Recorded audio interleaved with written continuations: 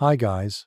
Tonight we step barefoot onto a shoreline, so cold it almost crackles, and you feel that first breath of Viking air slide into your lungs like a thin blade of winter. You stand where early settlers once arrived, half frozen, half hopeful, staring at a land that doesn't care whether you survive or turn into a human icicle. And honestly, if you showed up here in your usual indoor clothes, you probably won't survive this. The wind bites, the frost stings, and every instinct in your body whispers that you need shelter before the night eats you alive.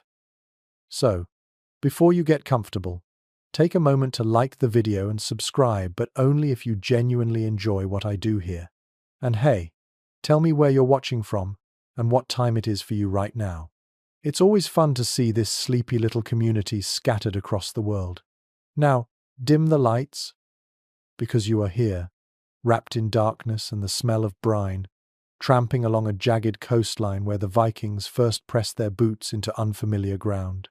The waves slap against frost-stiffened rocks, and you follow their rhythm like a drum that keeps you walking. This settlement-to-be is raw and empty. No chimneys, no welcoming glow, no steaming broth waiting by some imaginary fire. Just a few scraggly birch trees, wind that hits your cheeks like thrown sand, and the distant creaking groan of pack ice moving somewhere offshore. You don't know yet where these people will build. They don't either. All they know is that they need a spot where the land won't bury them in snowdrifts or drown them during the spring melt. The Vikings were famously skilled sailors, a mainstream historical fact you've heard 100 times, but out here, none of that matters unless they can plant themselves somewhere that won't kill them by January. You're walking with them as they scan the horizon, murmuring in low voices, looking for any natural formation that might break the wind. A ridge, a cluster of shrubs, even the curved slope of a hill. Your boots, or whatever your imagination gives you, sink into a mash of wet sand and early frost. Every crunch feels like a warning. You notice how they kneel occasionally, running their fingers through soil, feeling its dampness, lifting it to their noses as if smelling it might reveal hidden secrets. And in a way, it does. Damp soil means colder floors. Rocky ground means unstable posts. A shallow layer of earth risks frost heave, yes. The unglamorous reality of a landscape that literally pushes buildings upward like nature's prank. Historians still argue whether early settlers fully understood frost heave or simply learned by watching their first houses twist and tilt like confused goats. Either way, you can picture the irritation on their faces. You'd be annoyed too. The wind whistles across your ears, sneaking under your collar, and for a moment you feel exactly what they feel, the urgent need for warmth. Shelter isn't optional here. It's survival. Even now, your instinct might be to hunch your shoulders, tuck your chin into your chest, and brace yourself against the cold. That's what they do too. They pull their cloaks tighter, thick, scratchy wool that's been lanolin-soaked so it repels water and keep moving inland. A quirky tidbit slips quietly into the moment. Some early Norse travelers believed that certain coastal winds carried the moods of ancient spirits, and those spirits preferred when newcomers showed humility. So, if you catch yourself shivering and whispering a tiny apology to the cold, well, congratulations, you're accidentally following old etiquette. The settlers finally pause at a low rise blanketed with thin grass and hardy shrubs. You brush your fingertips over them, and the leaves snap from brittleness. Above you, the sky has that eerie grey-blue glow of Scandinavian twilight, a light that lasts longer than it should yet feels too soft to warm anything. You listen because that's all you can do as the Vikings debate in soft growls, pointing at the hillside, the nearby stream, the sheltering shape of a natural depression. They're looking for a balance, enough drainage to avoid mud, enough open space to build long, wide structures, enough protection from the wind so their first winter doesn't end in disaster. You inhale, and the air is sharp with pine sap, brine, and the faint musk of wet wool. You exhale, and it fogs instantly.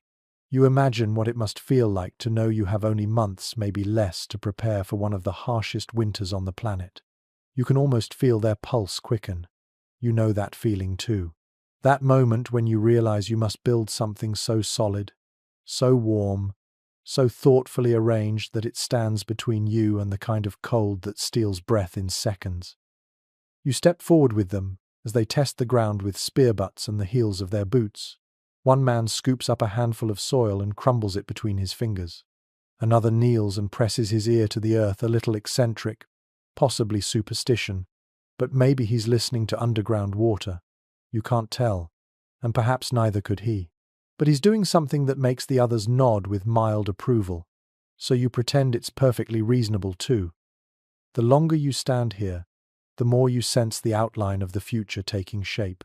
The Vikings are about to create a home, a warm, smoke-scented, firelit haven that will protect them from months of darkness and cold, so deep it gnaws through wood, and you will walk through every step of that creation, not as a distant observer but as someone whose hands feel the timber, whose breath mingles with the frost, whose heartbeat echoes the thud of their axes. For now, though, you're simply choosing the land. The wind shifts, brushing your cheek like cold fingers, and you pull your cloak tighter in sympathy with the Vikings. You glance at the trees' short, twisted trunks shaped by relentless weather and wonder how they will turn these stunted forms into homes strong enough to laugh in winter's face. But they will. You know they will. The Vikings have done this before, and they'll do it again. And as the sky deepens into a cold violet and the first stars blink awake, the settlers look at one another, silently agreeing, "Here, this is the spot. This is where warmth will rise, where families will sleep, where firelight will glow against timber and turf. This is where the long, winding story of survival begins." You wake the next morning with frost clinging to your eyelashes, the world around you pale and quiet except for the distant thunk of an axe biting into wood. The Vikings have wasted no time, and neither do you. Your breath clouds the air as you walk toward the tree line, where they are already testing the trunks with practiced palms, deciding which timber can stand between them and months of bitter cold. The sun hangs low, giving almost no warmth, but its muted glow lets you trace the silhouette of each tree as if you are reading a slow, ancient script carved into the forest. You run your hand along a birch trunk. The bark feels papery and fragile, like it could peel away at your touch. Not ideal for holding heat. The Vikings know that too. They mutter quietly among themselves, gauging which species can meet the needs of a home that must be both flexible and strong. A mainstream historical fact finds its place here. Norse settlers often favored pine and spruce for building, not because they were romantic about forests, but because these woods grew straight, were easier to split, and handled moisture better than most. Straight-grained wood means fewer cracks, fewer drafts, fewer winter nights spent wondering why your toes feel like frozen turnips. You trail after a small group as they push deeper into the forest. The trees creak gently in the wind, each sound like a soft warning. You pay attention the way they do, watching how a trunk leans, listening to how branches rustle. Is the tree dry inside or waterlogged? Does the wind shape it into a natural curve that might weaken the frame of a house? Historians still argue whether Vikings selected timber with engineering precision or if they relied mostly on intuition built from generations of practice. You suspect it was both, because you watch these settlers tilt their heads, squint, whisper to one another, and occasionally thump a trunk as if asking it politely whether it is up for the job. A quirky tidbit emerges when one young builder taps a tree with the butt of his axe and declares, with complete seriousness, that it sounds grumpy and should be left alone. The others roll their eyes but leave it anyway. Maybe he is joking. Maybe he is superstitious. Maybe, in the strange hush of a Scandinavian forest, even you start to wonder whether some trees prefer to keep standing. You notice the rhythm of work forming. Someone marks trunks with small cuts at the base. Someone else gathers fallen branches for kindling. You pick up a handful of pine needles from the forest floor, crush them between your fingers, and breathe in their sharp, resinous scent. It prickles your nose pleasantly, a small comfort in the cold. The Vikings pause occasionally to smell the air too. Not because it is poetic, but because sap-heavy wood burns hotter, lasts longer, and bends more willingly without snapping. The first tree falls with a groaning crack that echoes through the forest.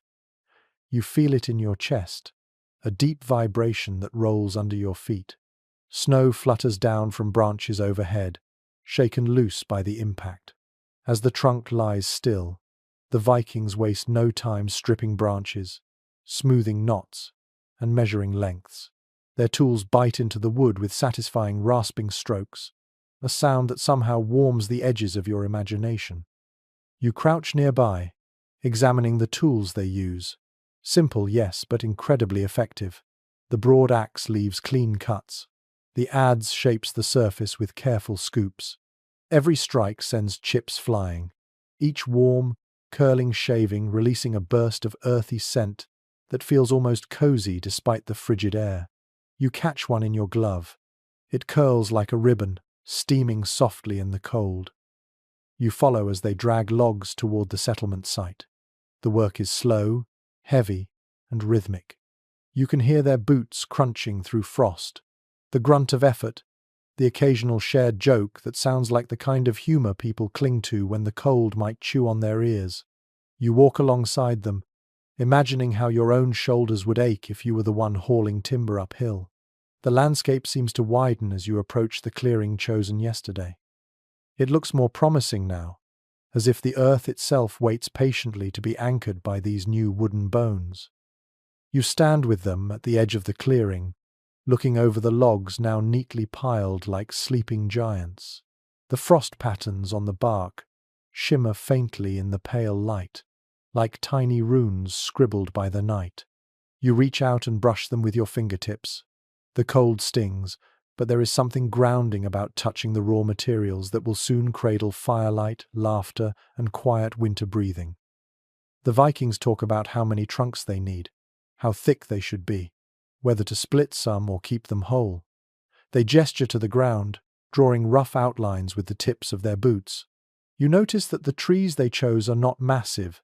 In many parts of Scandinavia, towering timber was rare, and settlers had to work with shorter, narrower logs. This meant more joints, more planning, more clever angles. A challenge, but also an opportunity.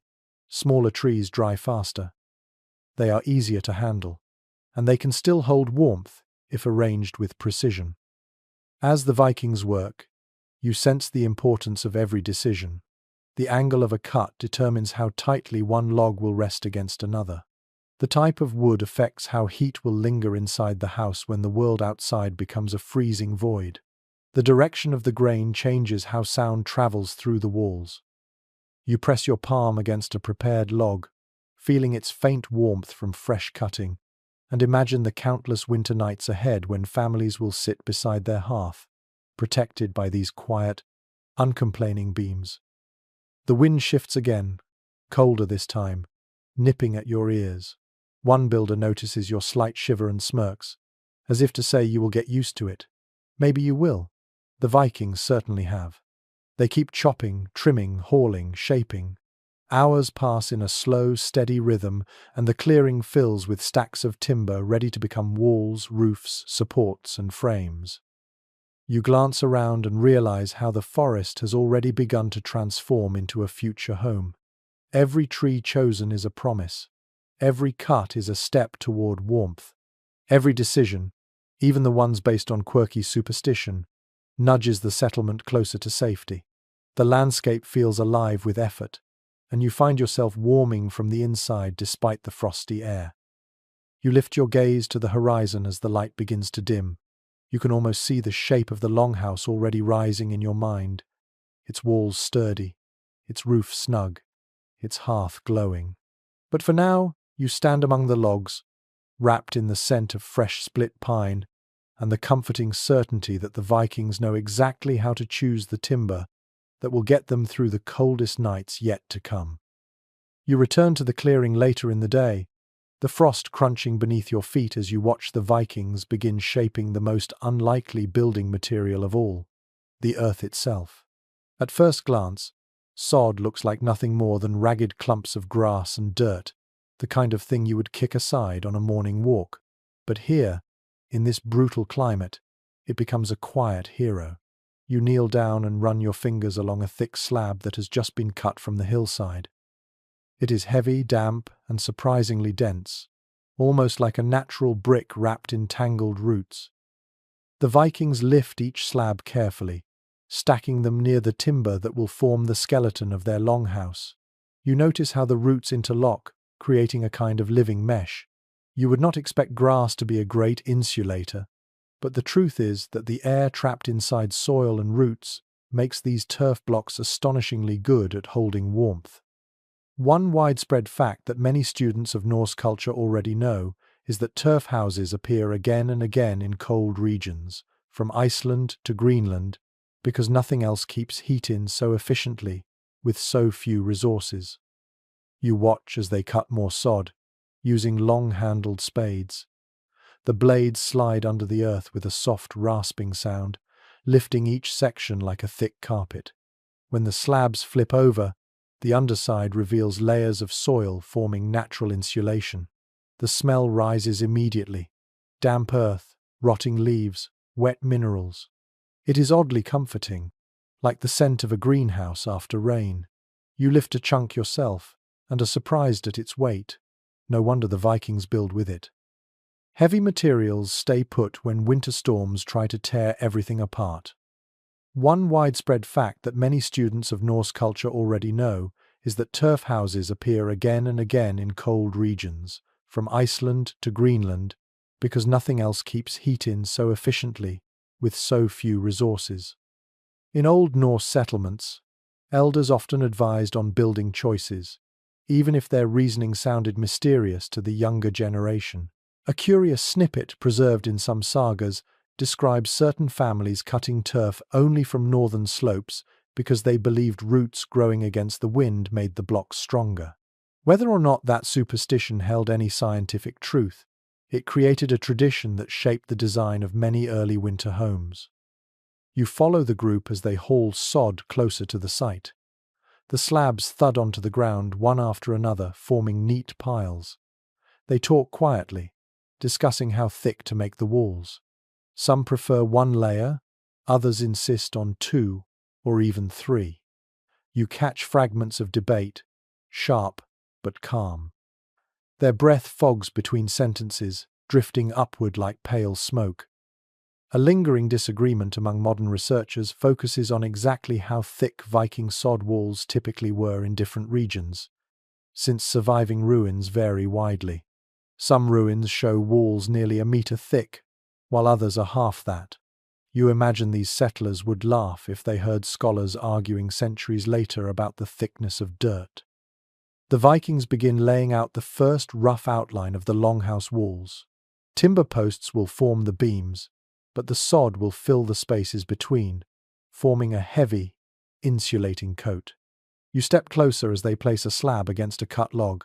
The texture surprises you. It feels soft on the outside, yet firm underneath, as if it were a cushion made for the cold.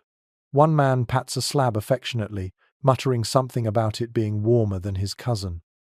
You are not sure whether that is an insult or a compliment, but either way, the others laugh and keep working.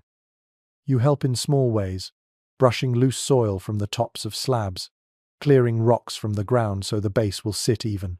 As you work, you realize that this system is almost elegant in its simplicity. The earth gives what the settlers need, layer after layer of ready-made insulation.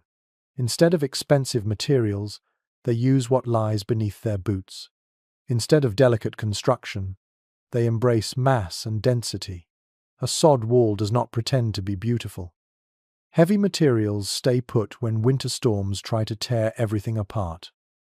The more time you spend handling the turf, the more you appreciate its resilience. When you press your thumb into a slab, the soil yields slightly, but does not crumble. Roots grip strongly. Moisture clings inside, but does not leak. You imagine freezing winds slamming into the house months from now, only to slide off these thick walls like dull knives hitting a shield. The turf does not care about wind. It does not care about snow. It simply endures. As you pause to stretch your back, you look around the clearing. The logs pile higher. Sod stacks rise like earthen towers waiting for placement. The shapes of future walls are becoming clearer. You can already sense the interior forming. A long, warm corridor shielded from the biting cold. A sanctuary where firelight will dance across wood and soil. One Viking walks over with a grin, tossing you a piece of turf. It lands in your hands with a wet smack. He tells you, in a half-joking tone, that turf blocks should feel like dense cake. Not too crumbly, not too soggy.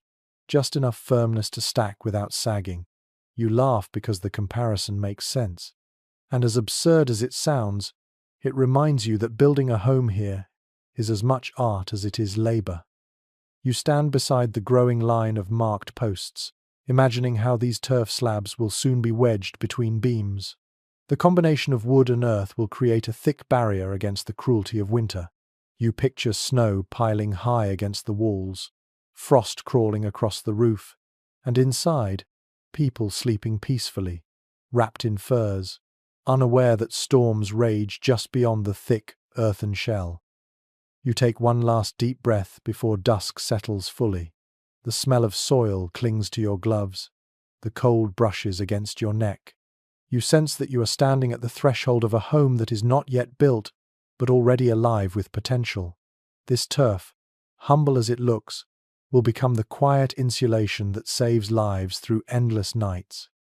You wake the next morning to a faint orange glow spreading across the horizon, a light so gentle it feels more like a whisper than a sunrise. The clearing has changed again overnight. The piles of timber look more purposeful now, lined up like ribs waiting to become part of a living body. The sod lies in tidy stacks, still damp from yesterday, the scent of earth lingering in the cold air. And in the center of all this, the Vikings begin tracing the first curves and corners of what will soon become their longhouse.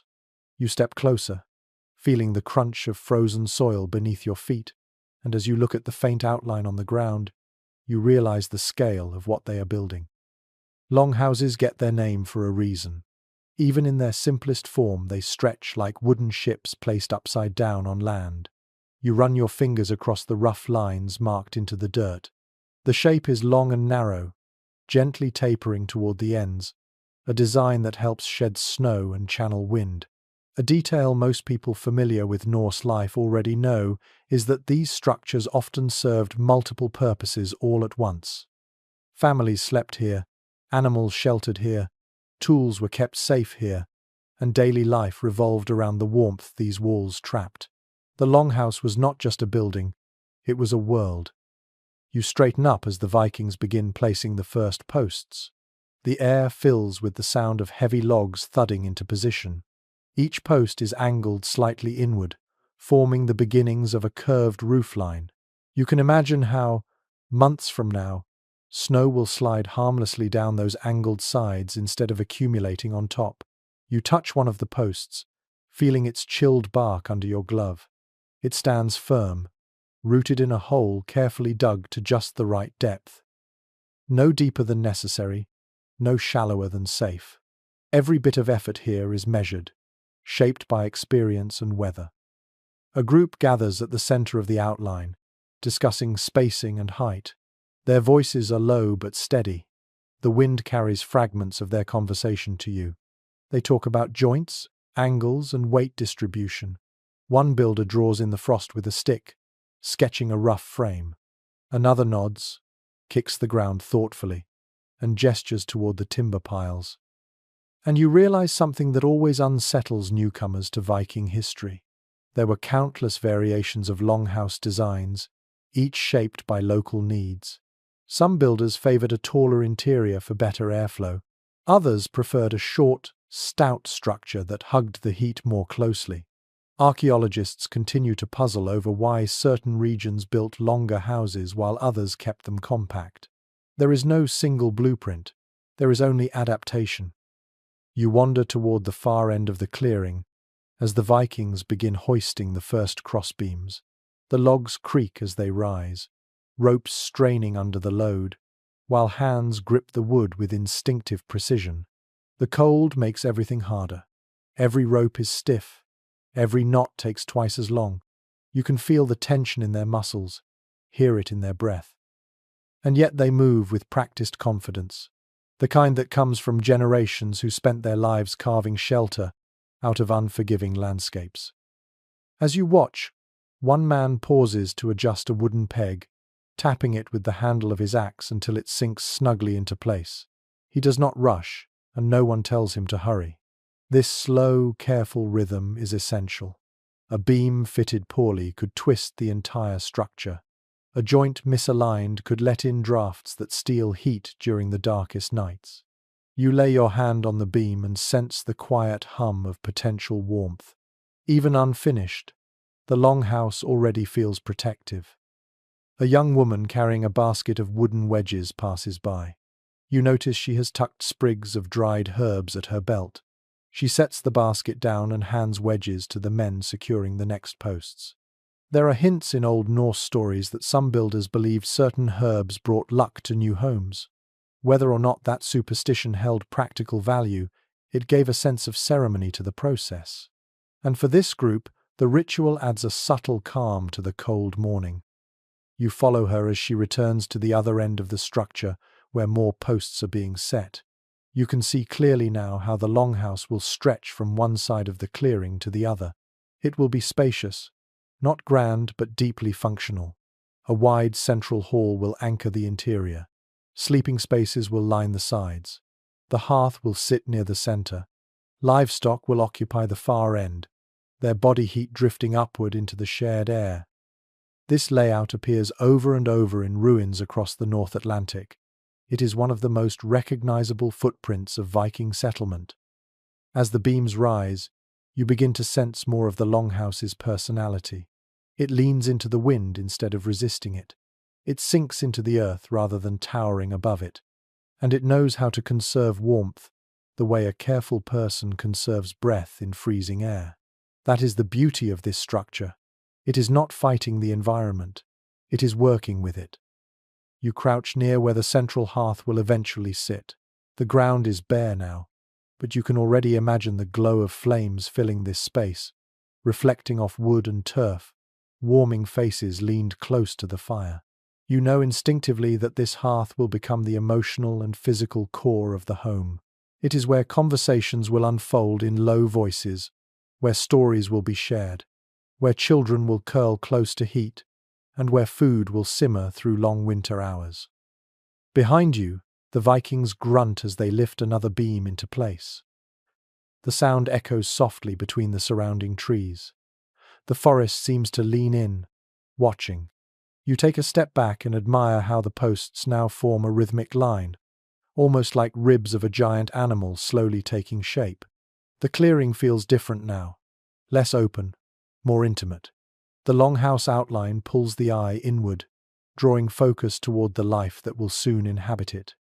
One builder invites you to help steady a log as they adjust the next joint. You place your hands against the cold wood, feeling the rough bark scrape your palms. The log shifts slightly, then settles into place with a deep, satisfying thump. The man beside you nods approvingly.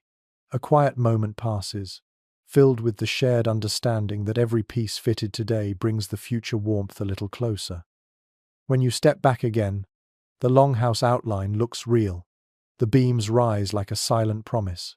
The walls will soon thicken. The roof will soon shelter. And this land, once nothing but harsh wind and brittle frost, is no longer empty. It is becoming a home. You take a slow breath, the cold crisp against your lungs, and realize that the transformation has already begun. And with every log, every wedge, every careful measurement, you feel the story deepening, drawing you further into the place where warmth will soon be made from wood, earth, and human determination. You stand near the center of the clearing as the frame of the longhouse continues to rise, and already you can feel how everything in this place seems to point toward one thing. Not the walls, not the roof, not the cattle stalls or the sleeping platforms. It is the hearth that calls your attention, the future fire that will glow like a warm pulse beneath the winter sky. Even now, before a single ember has been struck, You sense its importance, settling in your mind the way embers settle in a bed of coals. You walk toward the open space where it will live, your boots crunching through frost while the Vikings gather stones from the nearby stream. They bring the stones in armloads, dropping them with soft clacks onto the frozen earth. Each one is chosen with surprising care. Flat stones are placed to make a stable base. Rounded ones are discarded. You kneel and run your fingertips along a piece of dark river rock. It is cold, smooth, and slightly damp. When this stone heats up, it will radiate warmth long after the flames die down. A detail that scholars often point out is that Viking hearths were not merely for cooking. They were the sole source of life inside a winter home. They gave heat, light, comfort, and the means to boil water and prepare food day after day. Without a functioning hearth, even the strongest walls could protect you only so long. The Vikings begin aligning stones in a loose circle, creating the shallow basin where fires will burn. Their movements are quiet and deliberate. One man steps back and squints as if measuring the shape with his eyes alone. Another shifts a rock slightly to prevent wobbling. A woman crouches to check the airflow beneath the stones, making sure that the fire will breathe easily. It becomes clear that the hearth is not simply placed in the middle. It must sit at a point where smoke can travel upward without being trapped, yet close enough to the central living area that everyone can gather around it. You breathe in the cold air, and imagine how this place will soon smell of wood smoke, stew, and warm fur. A curious little detail preserved in some sagas suggests that in certain early settlements, people sprinkled crushed shells or fine sand beneath the hearthstones to keep sparks from traveling across the floor. Whether this was superstition or practical foresight, no one can say with certainty. Even so, you watch one of the builders pour a thin layer of coarse gravel beneath the rocks. It crunches softly as he spreads it with his palm. The others nod with quiet approval, and you get the sense that this layer, though simple, is a part of tradition carried from village to village. The Vikings pause to warm their hands on each other's shoulders, rubbing fingers stiffened by the cold. There is a hum of shared determination in the air. You notice how they keep glancing at the sky. Clouds drift lazily, thick enough to promise colder nights to come, but thin enough to let patches of pale blue show through. They know winter will tighten its grip soon. They know they must finish this hearth before the temperature drops further. For them, this is not just a project. It is a race against nature. You crouch again to examine the stones as they fit together. You can already imagine the glow filling this small pit, flames licking upward with soft crackles. You can almost hear the faint snapping of pine resin and the low murmurs of people settling close to the warmth. The hearth will shape every part of daily life. Meals will be prepared here, tools dried here, wounds treated beside it. Conversations whispered late into long, dark nights will drift into its heat. Families will gather, share stories, and rest wrapped in blankets while snowstorms howl outside. One builder holds up a piece of driftwood to test its dryness. He snaps it and listens to the crisp break. Then he nods and sets it aside for the first fire. A well-known fact among those who study northern cultures is that Vikings understood wood moisture better than many modern campers. They knew which trees burned hottest, which smoked too much, and how long certain woods needed to dry before use. Pine burns hot but fast. Birch burns steady, but produces a resinous smoke. Driftwood, while plentiful, can sometimes contain salt that eats at iron tools. Every choice shapes the warmth of the home. A small boy wanders near the hearth space carrying a bundle of twigs. His face is red from the cold, but his eyes shine with excitement. He places the twigs carefully on the ground and steps back proudly. The adults ruffle his hair and thank him softly. The gesture tells you everything about how central fire is to these people. Even children sense its importance. It is not a luxury. It is survival woven into their stories and their everyday habits. As the frame of the longhouse grows taller around you, the hearth space feels like an anchor. It steadies the entire structure, even though it has not yet been lit. You imagine how the rafters above will guide smoke toward a small vent. Some regions built stone-lined chimneys. Others relied on simple openings in the roof, letting smoke drift out slowly while keeping most heat inside. A debate still lingers among archaeologists about how efficiently these vents worked. Some argue that the smoke would have lingered in the upper rafters, creating a warm, smoky canopy that preserved meat hanging overhead. Others believe venting was more controlled and deliberate. Standing here, you look upward at the rising beams and can almost picture the smoke gathering, coiling, and finally slipping outside through a narrow slit in the roof. The Vikings begin assembling a low barrier of stones around the hearth's edge. This small circular wall will hold burning logs in place and keep embers from rolling across the packed earth floor. You run your palm along one of the stones, feeling tiny grains of ice melt beneath your touch. The texture is rough, grounding. You picture the countless fires that will burn here, each flame reflecting off this same stone in shifting shades of orange and gold. The woman with the herbs returns, brushing loose snow from her sleeves. She sprinkles dried leaves into the gravel near the stones. The scent rises faintly, warm and earthy, with hints of chamomile and something sharper you cannot name. She murmurs a few soft words under her breath. Whether this is a blessing or simply a personal habit, you do not ask. You simply watch. In places where winter is harsh enough to humble even the strongest, people often combine practicality with ritual. It makes the cold feel less personal, less threatening. The group steps back at last, looking at the circle they have built. It is small, no bigger than the space needed to boil water or roast meat, but it feels weighty, essential. You look at it too, and your breath catches briefly. This is where warmth will begin. This is where stories will unfold. This is where every night of winter survival will find its center. You kneel and place your hand on one of the stones. It is cold now. Soon it will be warm, then hot, then glowing from within as fire does its ancient work. You can almost feel the future heat radiating into your bones. You close your eyes for a moment and imagine sitting here on a stormy night, wrapped in wool, listening to the crackle of flames while snow piles against the walls outside. You imagine drifting to sleep to the soft murmur of voices around the fire, the warmth holding winter at bay. When you rise again, the hearth is ready. It waits patiently, a silent heart that will soon begin to beat. You return to the longhouse frame later in the afternoon, the sky washed in a pale, icy blue that makes every outline look sharper than usual.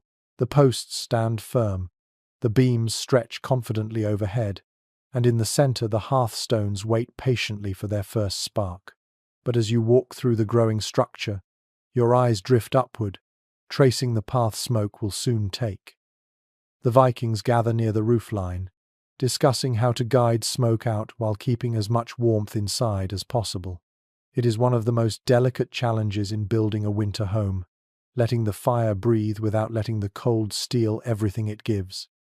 You stand beneath a pair of rafters, imagining the path that rising smoke will travel. Without any vent, smoke would gather, coil, and eventually fill the longhouse, until eyes stung and voices rasped. Too large an opening, and the precious heat would vanish into the sky. Somewhere between those extremes lies the balance these settlers must find. You tilt your head back, watching the builders carve a narrow slit near the peak of the frame. The wood shavings fall like tiny snowflakes, scattering across your cloak. One practical detail widely known among people who study early northern homes is that smoke vents were often little more than adjustable openings in the roof. No tall chimneys, no complex stone stacks. Just a gap that could be widened during cooking and narrowed when the night grew bitter.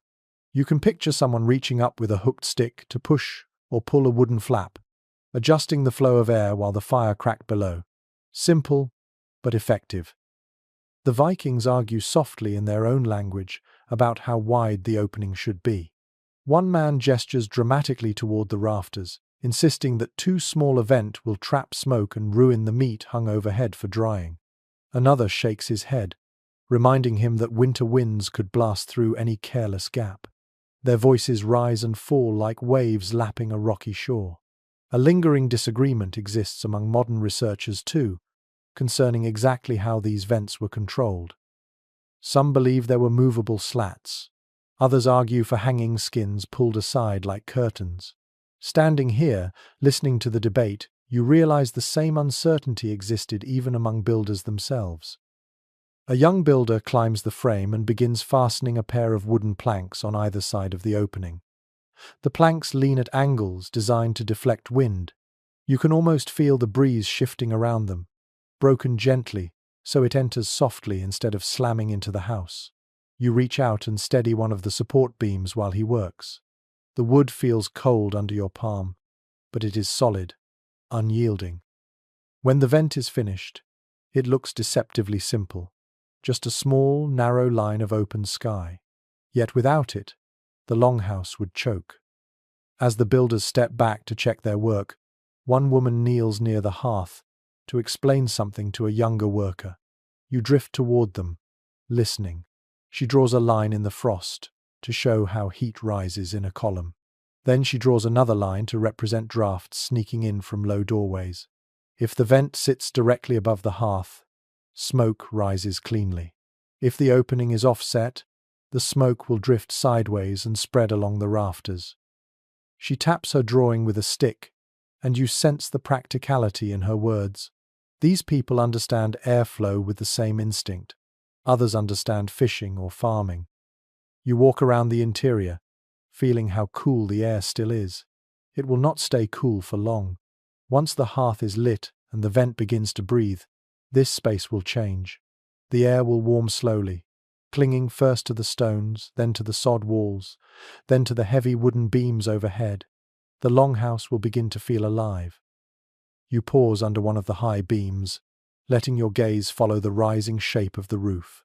A faint smell of resin hangs in the air from freshly cut wood. You inhale deeply, letting the scent settle into your senses. It is sharp and clean, a reminder of the forest still clinging to the structure. You listen to the murmur of work around you and feel the longhouse taking on personality, shaped by the choices made in this very moment. Nearby, a small group discusses whether to hang a curtain of woven reed beneath the vent. Reed mats were sometimes used in early homes to help diffuse smoke while still allowing it to escape. You glance at the bundle of reeds lying against a log, their golden stems stiff and dry. If hung loosely, they would sway with the rising heat, letting thin streams of smoke slip through while slowing down gusts of wind. One man lifts the reeds, shakes them gently, and nods with satisfaction. That seems like approval. You follow him as he carries the bundle toward the center. He holds a few strands up to the light, checking their flexibility. If reeds crack too easily, they will not last the winter. These, however, bend with a soft sighing sound. He smiles faintly and hands them to a woman who begins weaving them into a simple panel. Her fingers move quickly, the reeds crossing in a rhythm that reminds you of fabric being woven on a loom. She hums quietly as she works, a tune that carries a hint of warmth despite the cold around her. As she hangs the finished mat near the vent, you marvel at how these small additions shape the quality of the air. When smoke rises, it will swirl gently against the reeds, spread into thin wisps, and drift out without leaving thick clouds inside. At the same time, wind trying to sneak in will break against the woven surface, softened before entering the home. The arrangement feels almost delicate, yet it is crafted for strength. She hums quietly as she works, a tune that carries a hint of warmth despite the cold around her. You step back and admire the growing complexity of this simple opening. Wood guides the wind, reeds shape the smoke, hide softens the draft. Together, they transform a narrow slit into a carefully managed airway. The longhouse now feels like a living creature that inhales and exhales with intention. For a moment you imagine the home in the depths of winter. Snow drifts against the walls, muffling sound. Inside, the hearth glows red. Smoke curls upward in thin ribbons, shimmering in the warm air. It gathers near the roofline, darkening the beams slightly before drifting out through the vent. Each breath of smoke carries the scent of wood, stew, and woolen clothing. Children sleep near the walls, wrapped in blankets. Adults talk in low voices, their sentences rising softly into the warm haze. Above them, the vent works steadily, letting the home breathe without surrendering its heat. As you look upward again, the sky beyond the opening has turned a deeper shade of blue, almost purple. Evening is approaching. The Vikings wipe snow from their hands and take a step back, admiring their work. The vent is complete. It is small, modest, easy to overlook, yet it will decide how comfortable the longhouse will be on the coldest nights. Without it, the fire would burn poorly. With it, the entire home becomes a place of safety. You walk beneath the rafters once more, feeling the faint chill that still lingers. Soon that chill will fade. Soon the vent will carry smoke upward while the hearth warms every corner. Soon the longhouse will shelter its first night of life. And as you leave the clearing, the sky darkening above you, you can already picture the long curling trails of smoke rising from this place, whispering into the winter air that a home has been born. You return to the longhouse at first light, the frost on the ground glittering like crushed glass beneath your boots. The frame stands proudly now, its ribs of timber reaching toward the pale morning sky. The hearth waits patiently in its center, and the smoke vent above it looks like a narrow eye watching the world.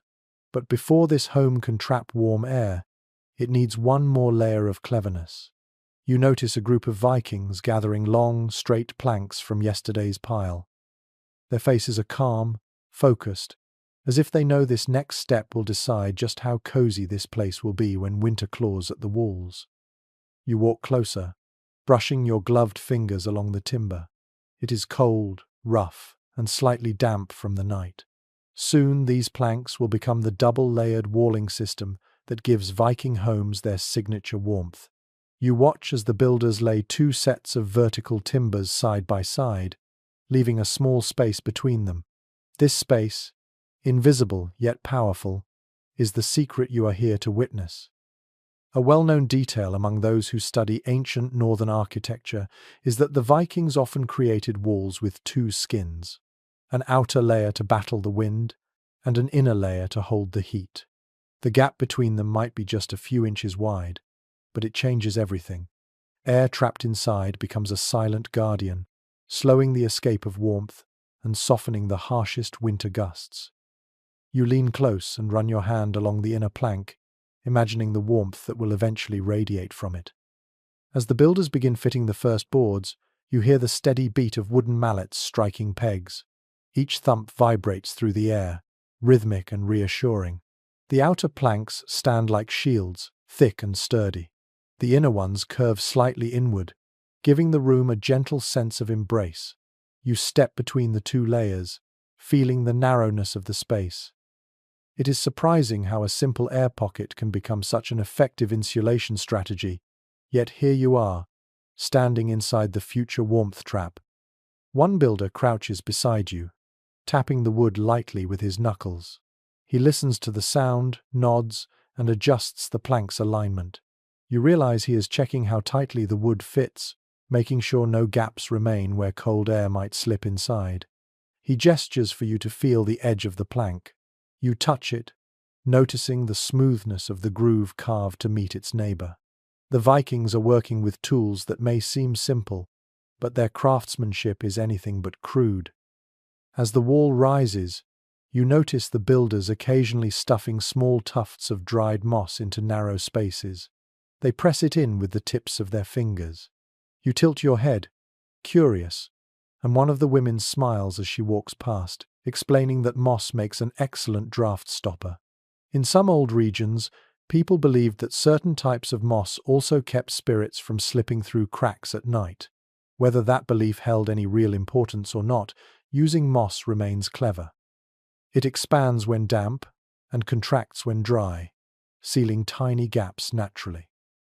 Another detail some archaeologists point out is that the Vikings sometimes lined the inner walls with woven mats or animal hides. These items provided an additional layer of heat retention, especially during the darkest months. As you watch a group bring out rolled hides from a storage bundle, you can already see how they will soften the wooden interior and help hold warmth like a thick blanket wrapped around the home. The builders take a moment to stretch their arms, rolling their shoulders and rubbing their hands together to chase off the cold. Their breath clouds in the air, drifting upward like faint whispers. You shift your weight and lean against one of the inner beams, feeling the sturdy reassurance of its presence.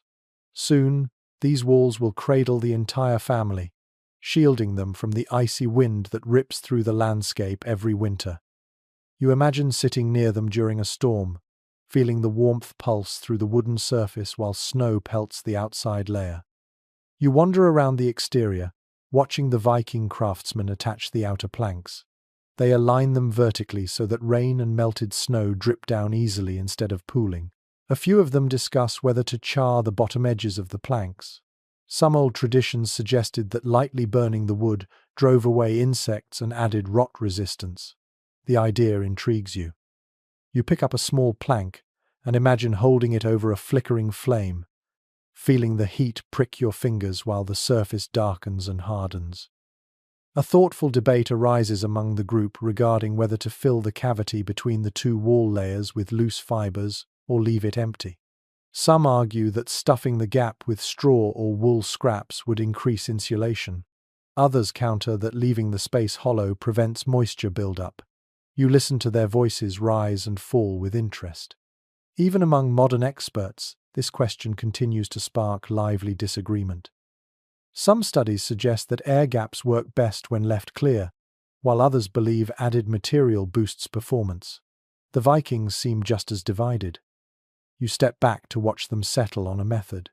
Today, they choose a mixed approach. They leave most of the wall cavity hollow but tuck small bundles of insulated fibers into the corners where cold finds its sneakiest entry points. You admire the adaptability of their approach. They are not rigid. They adjust with every piece of evidence their hands discover. One man reaches for a long wooden brace, lifts it to the wall, and wedges it gently into place. You hear the faint squeak of wood rubbing against wood. He steps back, checks the alignment, then drives in a peg with a satisfying crack. You place your palm against the outer wall.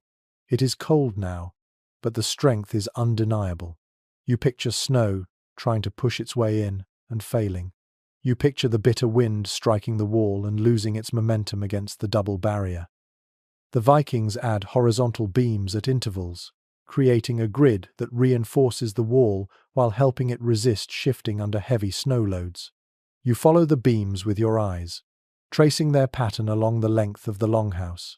It looks almost like a giant wooden basket turned upright, each piece working with the others to hold warmth captive. Inside, the inner wall curves softly toward the hearth, shaping the airflow in ways you can almost feel. You imagine sitting against it at night, letting your back absorb the gentle heat that lingers even after the fire dies down. You close your eyes for a moment and picture the soft crackling of embers, the low hum of conversation, the rustle of blankets, the quiet peace of a winter evening inside this shelter. A sudden gust of wind sweeps across the clearing, tugging at your cloak. Snowflakes scatter through the air, catching the light like silver dust. The longhouse does not flinch. Its double walls stand firm, ready to fight the cold. You smile softly, realizing you are witnessing a perfect marriage of simplicity and genius. No complicated machinery, no exotic materials, just wood, moss, air, and human insight. You linger as the day fades, the walls growing taller with each passing hour. The home is beginning to feel enclosed now. The air inside holds stillness. The outside world seems distant. As you step through the doorway beam, you feel a shift as subtle as a heartbeat. You are inside something now, something protective, something warm in spirit even before the fire has been lit. You look over your shoulder at the finished sections of double walls and feel a deep, quiet appreciation. They may not look like much from afar, just planks stacked together, but you know the truth. These walls are guardians. They hold the memory of every hand that shaped them and the warmth of every fire they will shelter. Soon the roof will settle over them, sealing the longhouse like a wooden cocoon. But for now, you stand between two layers of future warmth, listening to the calm strength of the home rising around you. You step back into the longhouse just as the builders begin turning their attention to the far end of the structure. The walls rise steadily, the roof beams lean toward one another like hands joining in prayer, and the hearth sits quietly at the center, waiting for its first true test. But now the Vikings focus on something equally essential to surviving the cold: the animals that will live under the same roof. You breathe in the crisp air and follow them to the section reserved for livestock. The scent of hay drifts across your senses, mingling with the earthy smell of sod and timber. The Vikings walk with quiet confidence, gesturing toward the rear portion of the longhouse. This space will become the byre, a sheltered area where cattle, goats, and sheep will stay during the winter months. You feel the importance of this moment as you follow them inside. Livestock are more than food sources. They are heaters wrapped in fur. Their warmth will drift upward, seeping into the human living quarters with a steady, comforting presence. A detail frequently mentioned by historians of northern settlements is that many longhouses had shared spaces for animals and people, not out of affection, though affection surely grew, but out of necessity. In a climate where temperatures could plunge until even breath seemed to freeze, the body heat of a few cows could raise the temperature of a living area by several degrees. You run your hand along a newly placed dividing beam, imagining how that warmth will rise like a soft tide each night. You watch as the Vikings begin leveling the floor on the animal side. Their boots crunch across the uneven ground, kicking away frost and loose stones. They smooth the surface with wooden rakes, spreading a thick layer of straw. The straw crackles softly under their touch, releasing a warm, dry scent that seems to soften the cold air. You crouch down, gathering a handful of it. The fibers are surprisingly strong, each piece carrying the faint aroma of summer fields long gone. A few of the younger workers fetch bundles of reeds from the riverbank. They tie them together to create simple mats that will line the partitions. You tilt your head, curious, and one of the older women explains with a smile that these mats help absorb moisture and reduce drafts. She drapes the reeds along the post, spreading them with careful fingers. They rustle with a whispering sound, like dry leaves dancing in a warm breeze.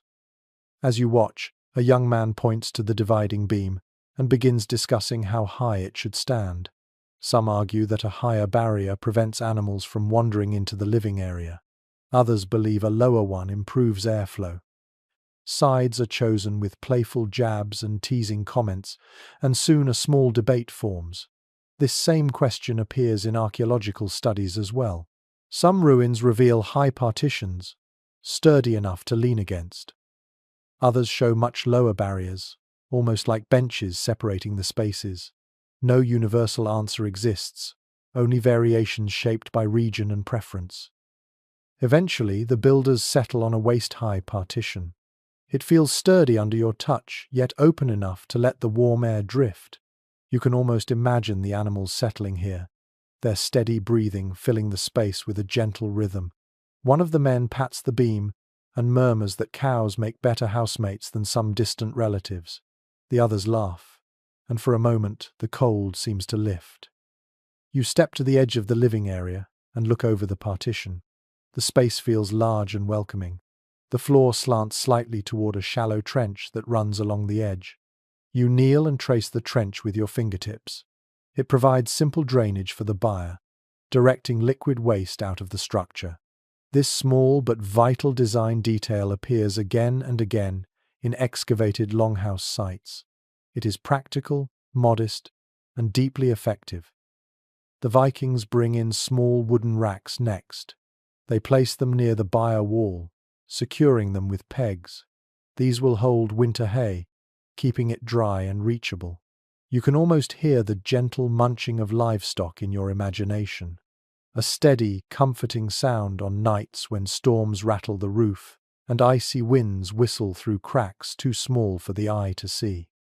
A child wanders into the byre space, dragging a piece of wool cloth behind him. He waves it like a flag, and declares that the cows will be honored guests.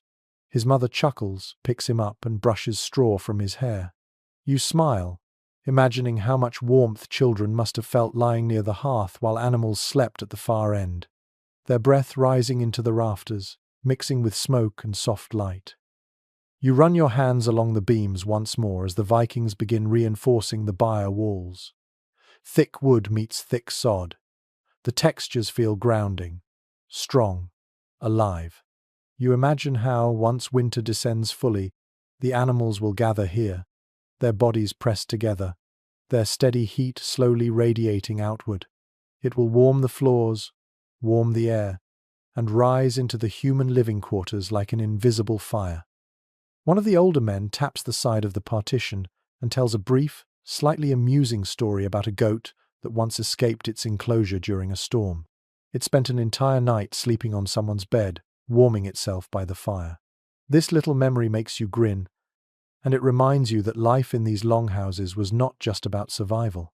It was filled with moments of humor and unexpected companionship.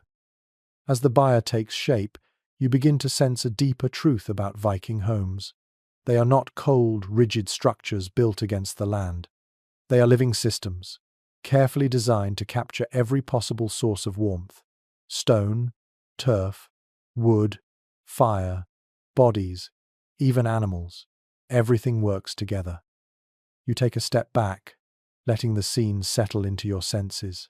The straw-covered floor, the sturdy partitions, the faint, sweet smell of dried reeds, the slow, thoughtful voices of people building a future.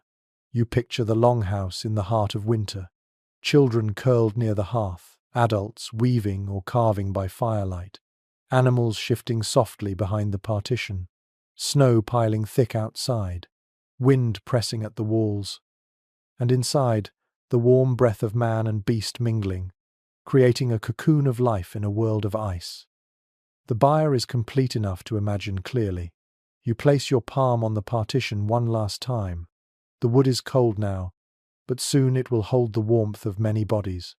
You turn toward the rest of the longhouse, the air crisp in your lungs, and realize something simple yet profound. This home is not being built for people alone. It is being built for the entire living community that makes winter survival possible.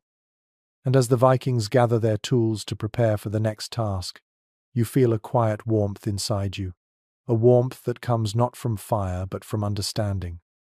You rise with the pale morning light filtering through unfinished rafters, and as you step inside the longhouse, you can sense a shift in the rhythm of the builders. The walls stand firm now, the byre feels ready to welcome animals, and the air is thick with the scent of fresh timber. Today, though, the Vikings turn their attention downward. You watch as they kneel on the cold earth floor, touching it with the tips of their fingers the way a healer might check a pulse. The ground is frozen, stiff in some places and soft in others. And right now, this uneven, icy floor is the enemy. If the floor stays cold, everything else will follow. You take a slow step forward and crouch beside them, brushing your palm across the packed soil. It feels like iron beneath your hand. You imagine sleeping above this in winter, wrapped in wool but still feeling the cold rise into your bones. And you understand instantly why the Vikings developed clever tricks to turn frozen earth into a gentle, radiant heat source. Several of them begin hauling baskets filled with smooth river stones from the nearby stream. Each stone is rounded, heavy, and cold enough to sting your fingertips. They heap the stones into a pile near the center of the longhouse, close to where the hearth will burn. One of the women gestures to the stones with quiet pride and explains how, once heated, they will hold warmth for hours, sometimes even through the night. It is a simple idea, but you feel its brilliance settle into you like a spark. A detail frequently mentioned by archaeologists who study northern dwellings is that Vikings sometimes buried heated stones beneath layers of sand or packed earth, creating a primitive but effective thermal floor. You watch as the builders dig shallow pits in key areas, forming pockets where stones will rest. These pits are not deep, but they are large enough to cradle the stones in a deliberate pattern, each piece touching others so that heat can pass along them like a quiet message. It is a simple idea, but you feel its brilliance settle into you like a spark. You picture families sitting cross-legged on winter nights, their toes warm despite the storm outside. A few of the younger workers drag wooden trays filled with coarse sand into the longhouse. The sand pours like gritty gold, spilling onto the floor with a muted hiss. They spread it evenly over the ground, leveling low areas and smoothing sharp ridges. You kneel and take a handful. It is cold and granular, but it feels clean, almost soft. Sand helps regulate moisture, prevents mud, and even adds a little insulation. You spread your fingers through it, feeling the subtle warmth of friction between the grains. As the Vikings continue shaping the pits, they begin placing cold stones inside to test the arrangement. The stones bump softly against each other. You help adjust a few, your hands brushing against damp soil. The builders want the stones to nestle together, not wobble. Every pocket must hold its shape, resisting movement even when the floor shifts slightly under the weight of people walking. A curious detail preserved in some old accounts is that certain settlements used flat slabs of shale or slate as radiant floor panels. These stones heated quickly and stayed warm for hours. Whether or not that was common across all regions remains uncertain. Some experts believe it was a regional practice rather than a universal technique. Still, as you watch a group unload a few thin, flat stones from a sled, you realize this longhouse will incorporate several approaches to warmth. The builders lay the flat stones in a corner near the living area, tapping them into place with mallets. Each strike sends a deep, solid note through the air. The stones fit together like puzzle pieces, forming a smooth surface that will warm easily when firelight reaches it. You touch one, and its coldness makes you imagine the comfort it will soon bring when heated. As the work continues, you sense the floor slowly transforming. The pits take shape. The sand spreads evenly. The hard earth softens into something more welcoming. You stand in the center of the longhouse and notice how the space feels more grounded now. The builders have shifted their attention from vertical height to horizontal warmth. It is a subtle change, but powerful. A woman with braided hair kneels by one of the pits and places her palm on a stone. She tells you a small story about her grandmother, who claimed heated stones had spirits inside them. According to the tale, stones held memories because they endured for so long.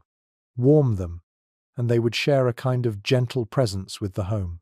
Whether the story was meant to teach children not to touch hot stones or whether it carried deeper meaning, you cannot say. But as you listen, you feel a tenderness in the idea. Once the pits are shaped and the stones are arranged, the Vikings begin covering them with a mixture of sand and dirt. This layer traps heat, releasing it slowly across the surface. You help scoop soil onto the stones, feeling the grains slip between your fingers. The scent of earth clings to your gloves. In the cold morning air, even that faint smell of warmth feels hopeful. The builders move around the space, checking each section with their palms, making sure the floor feels even. They take pride in this invisible work. It will not be seen when the home is complete, but it will be felt every night, radiating comfort upward like the quiet glow of embers. One of the older men pauses to explain that floors like this reduce the shock of stepping out of bed in the morning. In a world where the wind cuts like a blade, such small comforts matter. You smile softly at the thought. You picture waking up to the scent of smoke, the hush of falling snow outside, and the warm floor beneath your feet. It feels like a luxury born from simple materials and thoughtful hands. A gentle debate begins among the builders about whether to place woven mats over the finished floor. Some argue that mats add softness and help trap heat. Others insist that mats trap moisture and need careful attention. This same question appears in academic circles as well. Some excavations suggest that mats were common, while others show bare earth polished, smooth by years of footsteps. You listen to both sides, feeling the charm of these small disagreements that shape the comfort of daily life. As they settle on a compromise, placing mats only where sleeping platforms will be, you wander toward the hearth area. The floor here is especially important. Too much insulation, and the fire might struggle to breathe. Too little, and heat will vanish into the ground. The builders carefully shape the soil, smoothing it with long strokes. You crouch down, pressing your palm against the ground. You feel the faint promise of future warmth. You rise slowly, the cold air brushing against your cheeks. The longhouse feels different now. The walls give strength, the roof beams promise shelter, and the floor offers quiet warmth rising from below. It is not just a surface to walk on, it is part of the home's heartbeat. You take one last step across the packed earth, your boots sinking slightly into the fresh layer of soil. The air around you hums with possibility. Soon, fire will heat the stones. Soon, the floor will glow with invisible warmth. Soon, families will sit here, wrapped in blankets, feeling the gentle comfort rising from beneath them even when snow piles up outside. And as you leave the longhouse, you carry with you the quiet truth that the Vikings did not simply build walls and roofs. They created warmth from the ground up, shaping the earth itself into a silent ally against the cold. You return to the longhouse in the late afternoon, when the light hangs low and soft across the half-finished roof beams. The floor has settled into its new shape. The byre feels ready for its winter guests, and the double walls stand confidently like guardians. But as you step inside, the cold air touches your cheeks with a sharp reminder. Walls and floors matter, yes, but without the right clothing, the Vikings would still freeze long before the fire warms the room. Today, the builders and their families gather near the hearth space, not to raise beams or carve joints, but to talk about the most intimate layer of winter survival: wool, fur, and the subtle craft of layering. You lower yourself onto a freshly smoothed section of floor and run your fingers across the edge of a woolen cloak one of the women has set aside. The fiber is coarse at first touch, but when you press deeper, you feel its density, its warmth, the slight give of lanolin still clinging to the strands. You bring it closer to your cheek and feel a surprising softness beneath the surface scratch. No matter how strong the longhouse becomes, it is this fabric that will cling closest to the skin in the middle of winter. A familiar detail often mentioned in studies of Viking life is that wool was the true lifeline of the north. It came from sheep tough enough to graze wind-blasted hillsides, and the resulting fiber transformed into textiles capable of holding heat even when damp. You watch as a group of women pull long strands of wool from baskets, teasing them into fluffy clouds. Their hands move with practiced grace, fingers separating fibers in gentle motions that feel almost meditative. One young woman sits beside you and hands you a few tufts of raw wool. You roll it between your fingers. Tiny bits of grass cling to the fibers. The scent is faintly earthy, like rain on a hillside. She smiles as she shows you how to draw the wool into a thin line, twisting it slightly so it begins to take shape. You mimic the motion, and though your line is uneven, she nods in encouragement. You watch her spin the fibers into sturdy yarn, the spindle whirling softly in her hands. The motion is rhythmic, hypnotic, calming in a way you did not expect. Nearby, another woman kneels with a fur pelt draped over her lap. She brushes the strands gently, checking its thickness. You run a hand over the fur. It is warm immediately, the kind of warmth that wraps itself around your fingers. She explains that furs line boots, cloaks, and sleeping platforms. They become the first barrier against bitter wind. The Vikings knew, through lived experience, that fur traps heat in a way wool cannot match. Wool breathes. Fur shelters. Together, they create a protective layering system that turns bodies into warm islands within the frozen world. A small fire crackles in a temporary pit near the center of the longhouse. Builders gather around it with their cloaks wrapped tightly. One man lifts the edge of his cloak and shows how its weave repels water. The cloth beads the melting frost, letting droplets roll off easily. You lift a corner of your own garment and try the same. A few drops cling stubbornly, and you laugh quietly. Your cloak has not seen the same careful treatment of lanolin and oil. As you listen to their discussions, you notice that layering is an art in itself. A soft undertunic sits close to the skin. Above it, a thicker woolen layer wraps the torso. Then fur-lined cloaks carry the final weight. Each piece traps pockets of warm air, holding heat like blessings. One of the older builders lifts his sleeve to show the stitching inside. The seams are thick and reinforced, preventing drafts from creeping in along the edges. A detail found in some preserved garments hints that Vikings used double seams not just for strength, but to add subtle insulation. A group of children huddle near a pile of winter gear, giggling as they try on cloaks far too large for them. One child stumbles, disappearing under the heavy folds of wool. Laughter rises around you, warm and bright. You help lift the cloak from the child's shoulders, revealing his flushed cheeks and wide grin. He pats the wool proudly and announces to no one in particular that someday he will wear it in a snowstorm. You ruffle his hair gently. You walk toward a low bench where a man is stretching a piece of leather. The leather is stiff at first, but he softens it with steady pressure and gentle heat from a nearby ember. He says that good boots matter as much as thick walls. Cold feet can break even the strongest person. You feel the truth of his words in your bones.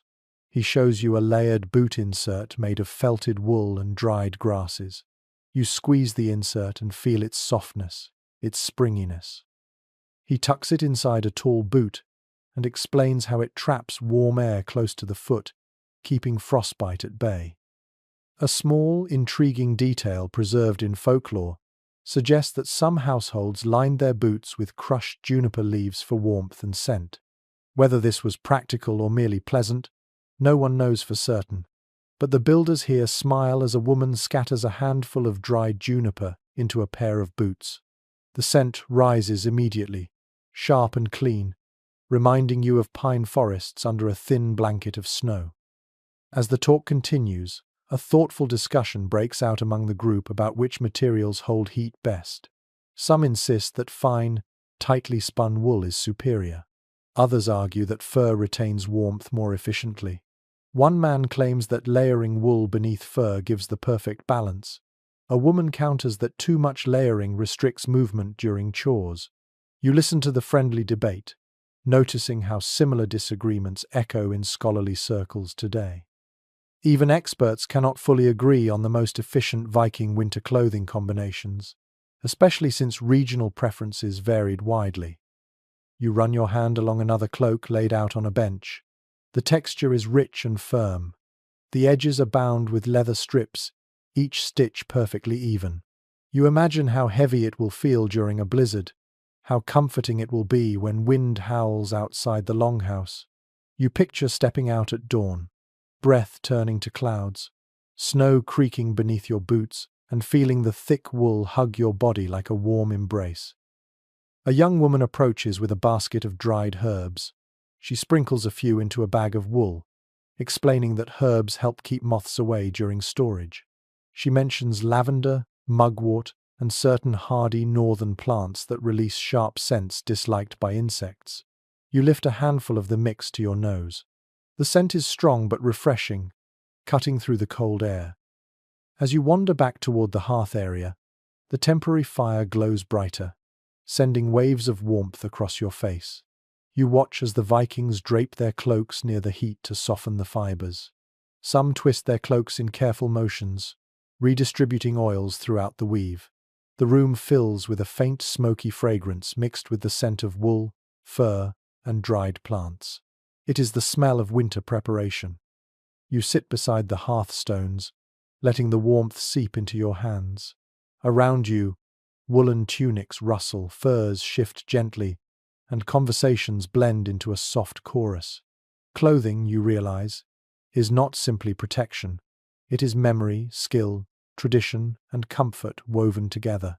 It is the difference between enduring winter and living through it fully.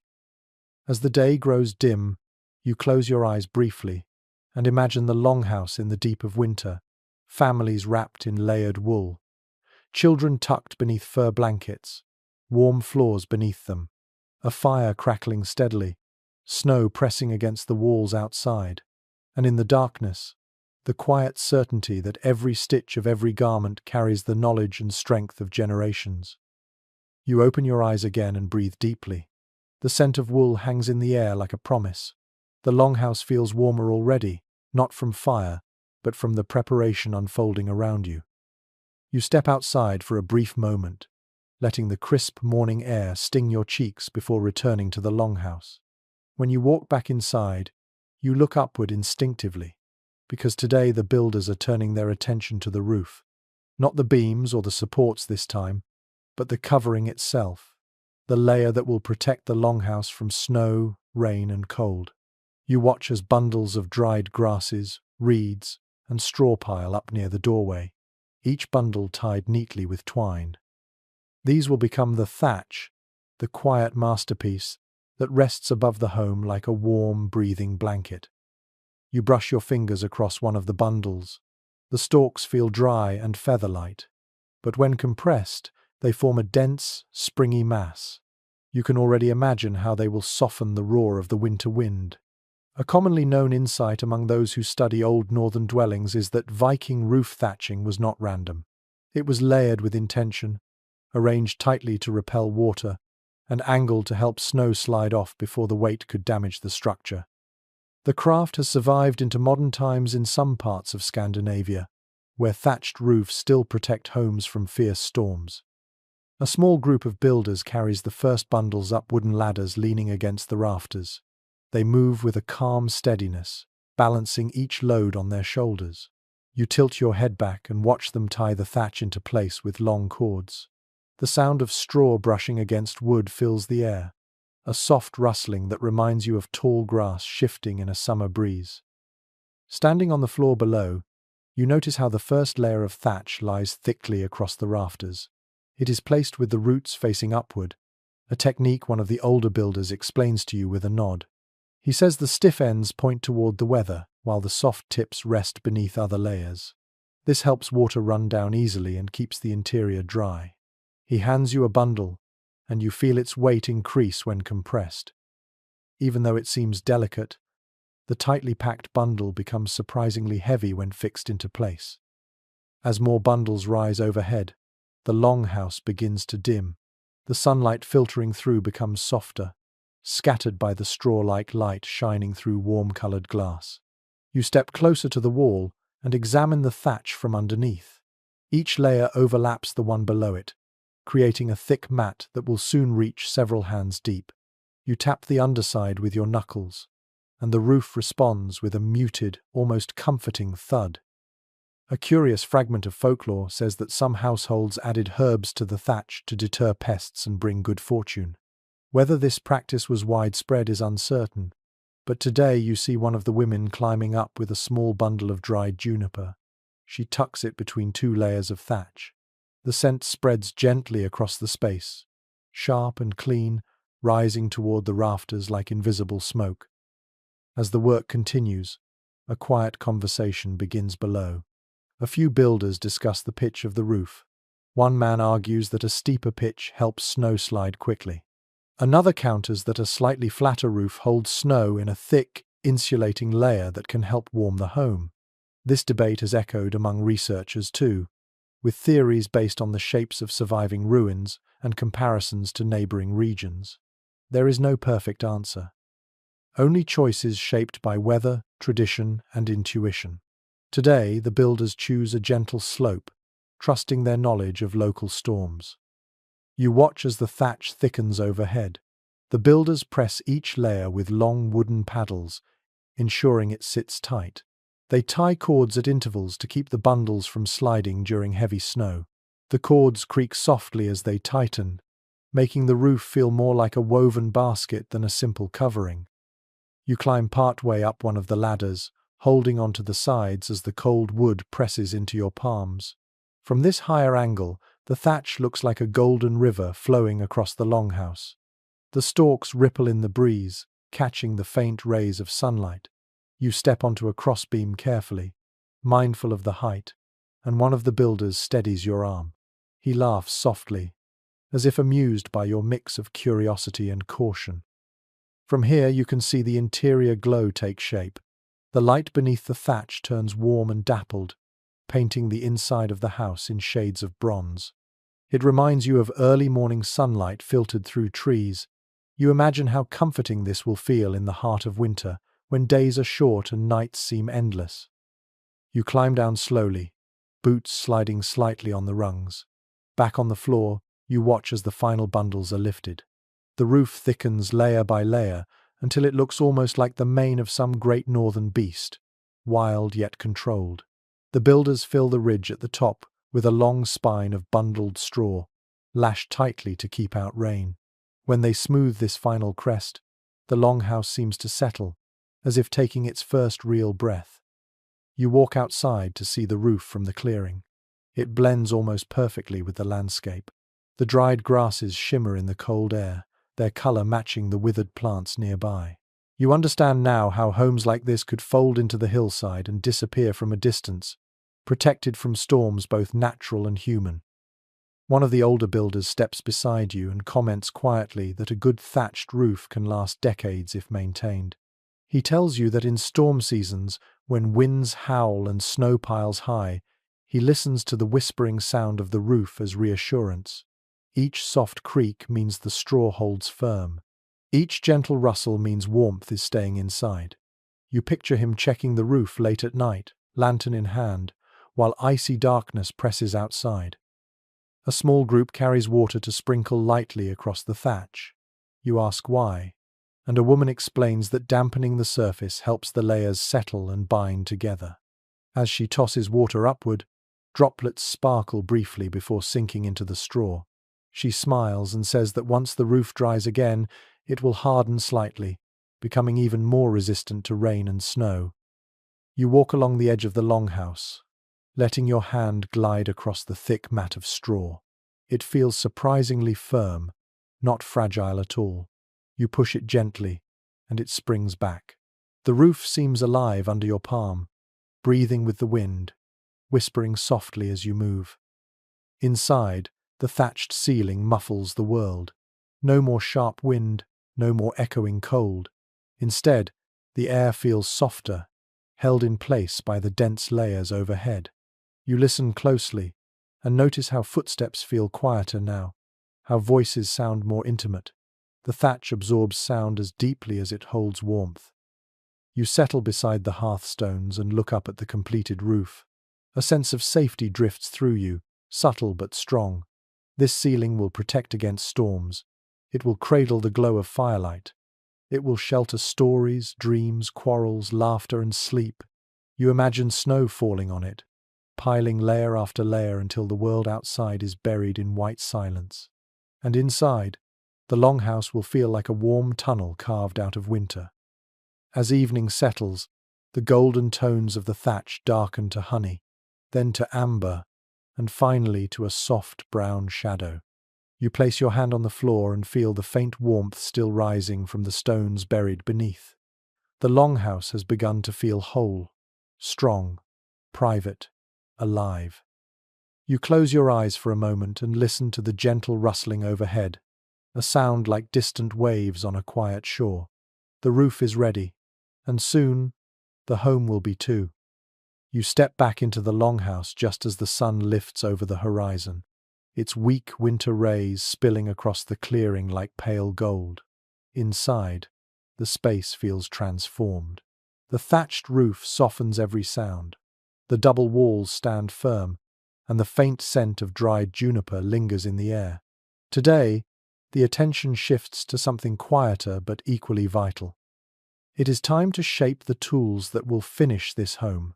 The tools that carve, smooth, bore, and bind every last piece of wood into place. You move toward a low workbench where an assortment of Viking tools rests in an organized scatter. Your eyes land first on the axes. They are not oversized or theatrical like the ones you might see in modern portrayals. These are working axes, compact, balanced, and sharp enough to split frozen timber with smooth precision.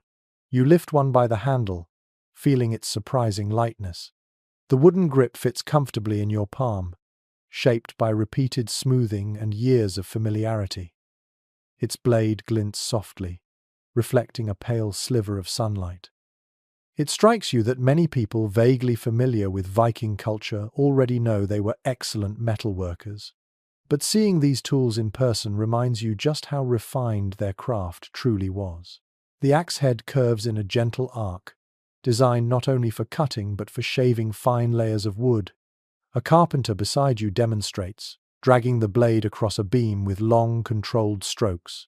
Thin curls of wood fall like feathers, each strip warm and fragrant despite the cold air. Next, you pick up an adze. At first glance, it looks odd.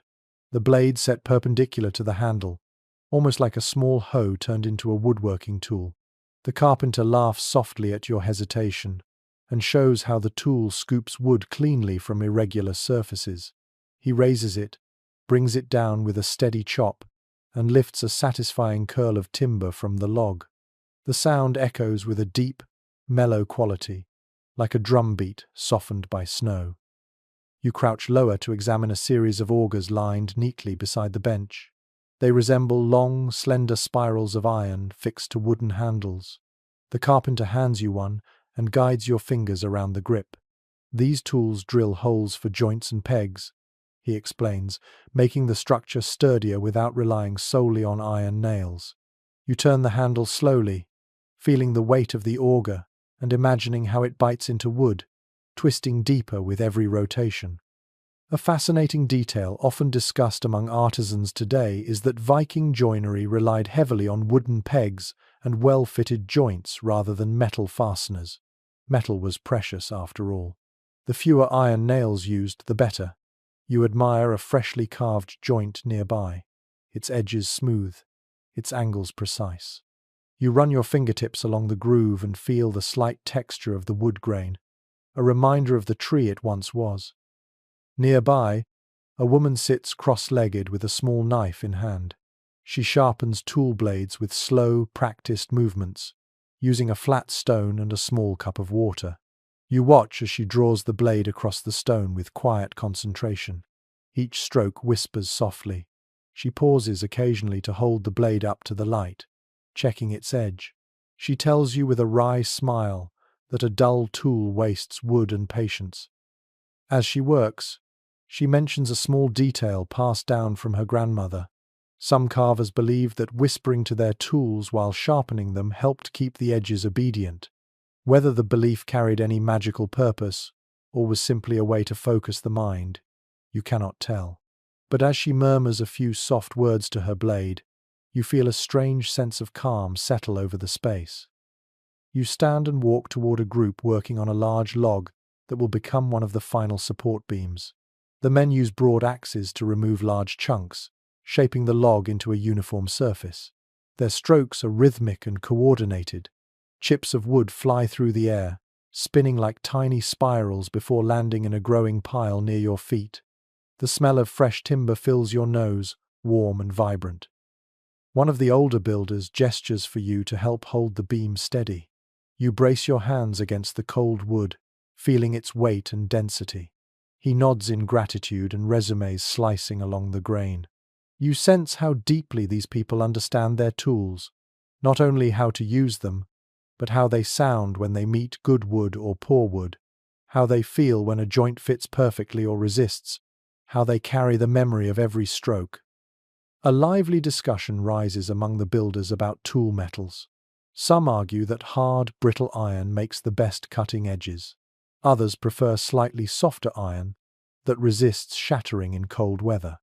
This debate, echoed in archaeological discussions as well, reflects the delicate balance between sharpness and durability. You listen closely, feeling the charm of hearing these ancient craft arguments firsthand. As another beam takes shape, a young apprentice walks up proudly, holding a freshly carved wooden mallet. The handle is smooth, polished by careful sanding, and the head is thick and solid. He hands it to you. It feels perfectly weighted, easy to swing without strain. He grins, knowing he has balanced it well.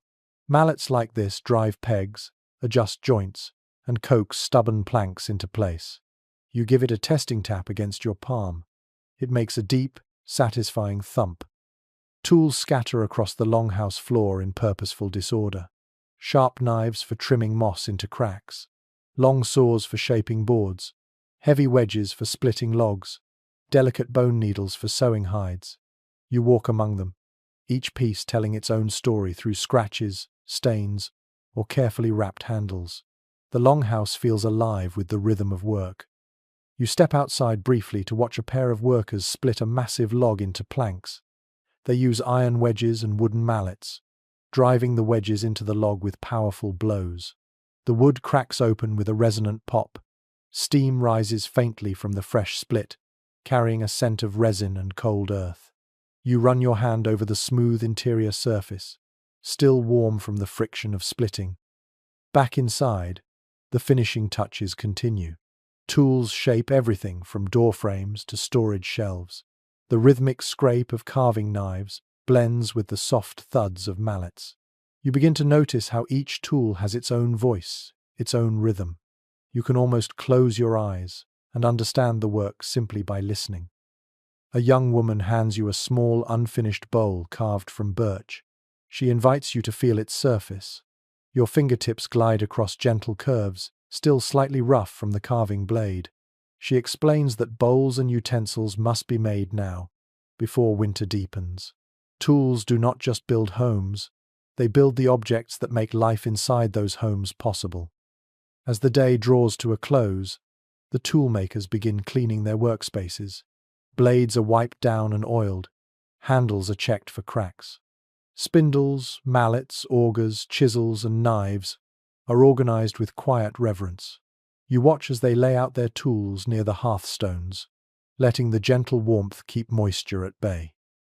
You remain seated for a moment longer, surrounded by the calm energy of finished tasks.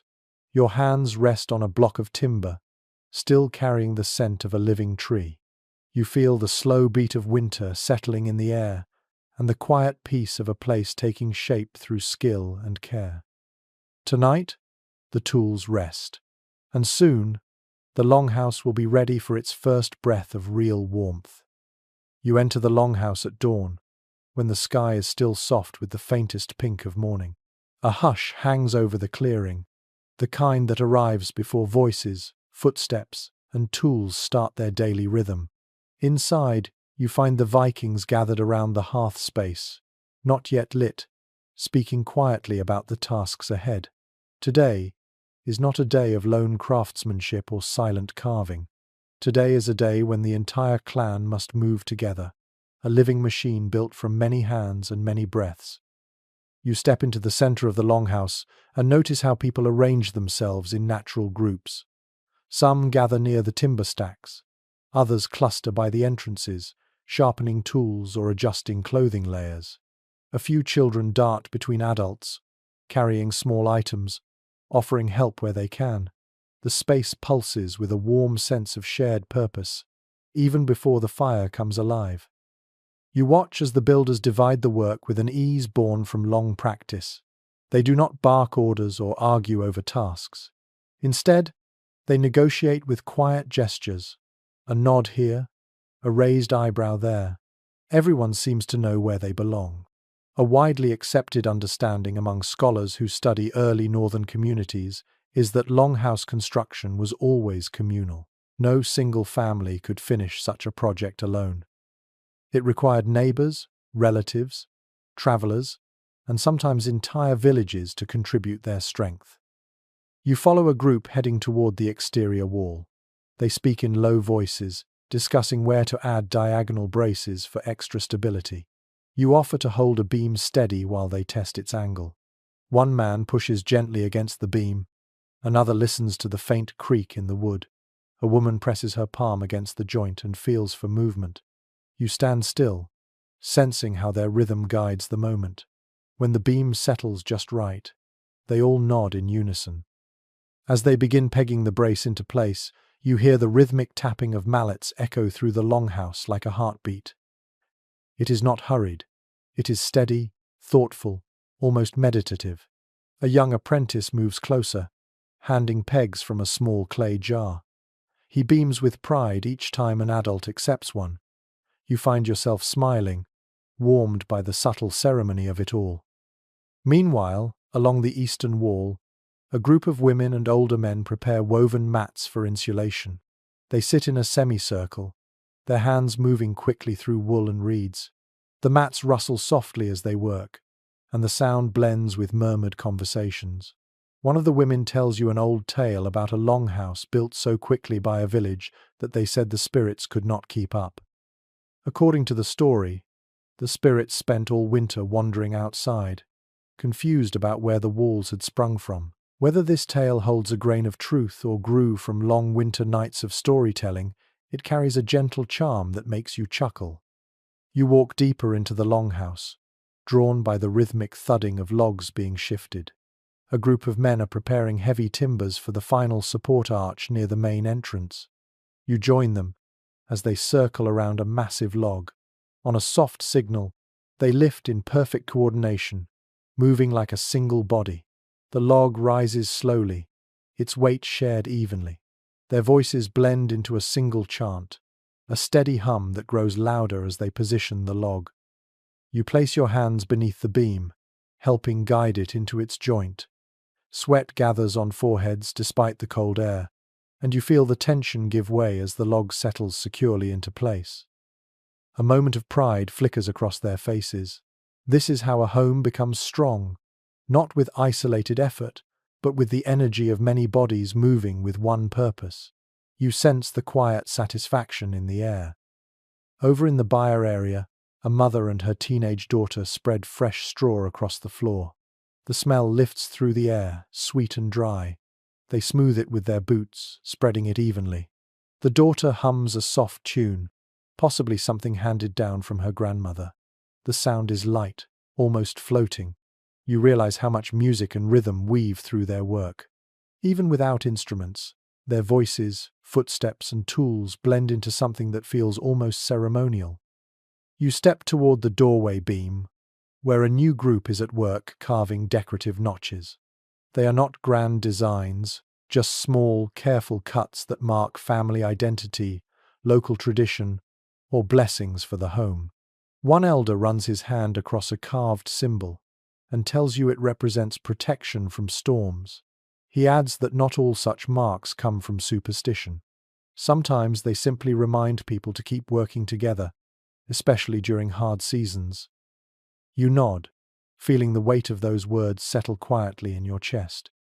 A cluster of children gathers near the hearth with tiny wooden bowls. They pretend to cook, using snow and twigs as ingredients. Their laughter rings brightly, chasing away the cold. Their play mirrors the real work happening around them, because even children here learn through imitation. One girl proudly shows you a small wooden spoon she has carved under her father's guidance. The edges are rough, but the shape is clear. You admire it sincerely, and her face lights up with pride. In the far corner, a few men debate the best way to reinforce the roof ridge before snow thickens. One suggests adding a secondary beam. Another proposes tightening the cords. Their voices remain calm, their discussion thoughtful. This kind of debate appears in historical studies as well. Some archaeological evidence suggests that variations in roof reinforcement reflect different regional traditions rather than one universal method. Listening to the discussion here, you can see how such differences emerge naturally. As you move between groups, you notice how seamlessly tasks flow from one person to another. When someone finishes tying a cord, another steps in to tuck in loose straw. When a beam needs holding, hands rise instantly. When water is needed, a child runs to fetch it. The longhouse is not only a structure, it is a choreography, an unspoken understanding. You find yourself blending into the rhythm, feeling guided by the collective movement around you. The sun dips lower, casting warm orange light through the wide doorway. Everyone gathers near the hearth for a shared moment of rest. They sit on stones, logs, or woven mats. Bread is passed around, along with small pouches of dried berries. Someone hands you a piece of barley bread still warm from a small oven outside. You bite into it and savor the dense, earthy flavor. As the group eats, quiet stories surface. A man describes building another longhouse years ago during a winter even colder than this one. A woman recalls how her father used to hum while carving beams, claiming the timber stayed straighter when it was sung to. A young apprentice boasts about how quickly he can shape pegs now, earning laughter and gentle teasing from the adults. The day winds down with the same steadiness with which it began. Tools are set aside, straw brushed from cloaks, hands warmed over the temporary fire. The longhouse stands taller, stronger, almost glowing in the evening light. You take one last look around and feel the quiet heartbeat of the community pulsing through the walls. This home is being shaped by dozens of hands, dozens of stories, dozens of breaths. And as the builders step outside to greet the twilight, you realize something simple and profound. Warmth is not built from timber alone. It is built from people moving together, trusting each other, and weaving their lives into the very structure they raise. You step into the longhouse at midday, when the air outside bites with a sharper cold and the sky hangs low, a muted grey bowl stretched above the clearing. Inside, the structure stands proudly, but something subtle still needs attention. You hear soft voices coming from the far wall, and when you follow them, you discover a group of Vikings crouched low, inspecting tiny slivers of daylight sneaking through the wooden planks. Even the smallest crack can become a frozen knife in winter, and today they are determined to stop every whisper of wind from slipping inside. You kneel beside them and press your fingers along the edge of the wall where two timbers meet. A thread of icy air brushes your skin. It is faint but unmistakable. You almost pull your hand back on instinct. The Vikings exchange knowing glances. They have felt this before, many winters over, and they come prepared. A basket sits nearby, filled with dark, sticky mud, scooped from the edge of a marsh. You reach into it carefully. The mud is cold and thick, clinging to your glove with surprising strength. A woman laughs softly at your startled expression. She explains that this mixture, sometimes called chinking mud, is one of their most dependable allies against winter drafts. Mud from marshy ground contains fibers, tiny roots, and minerals that bind it together. When packed into wall gaps, it hardens into a dense, durable seal. You watch her scoop a handful and press it firmly into the seam between two planks. The mud squishes slightly, then clings. She smooths the surface with the flat edge of a wooden paddle. Her motions are sure, almost graceful. When she steps back, the crack is gone, erased by a streak of earth that looks as though it has always belonged there. A well-known detail among experts studying Old Norse buildings is that chinking materials varied widely. Some regions used peat mixed with hair or straw, others used turf scraps, and where marshes were plentiful, this heavy mud became the solution of choice. You inhale deeply, catching the mineral scent rising from the damp mixture.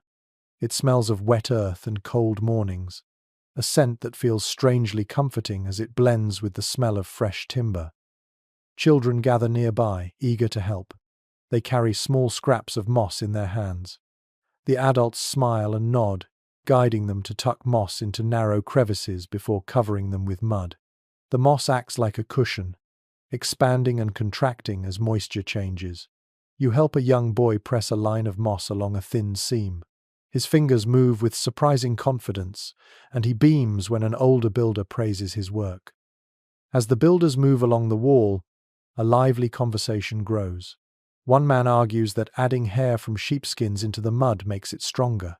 Another insists that mud alone works just fine.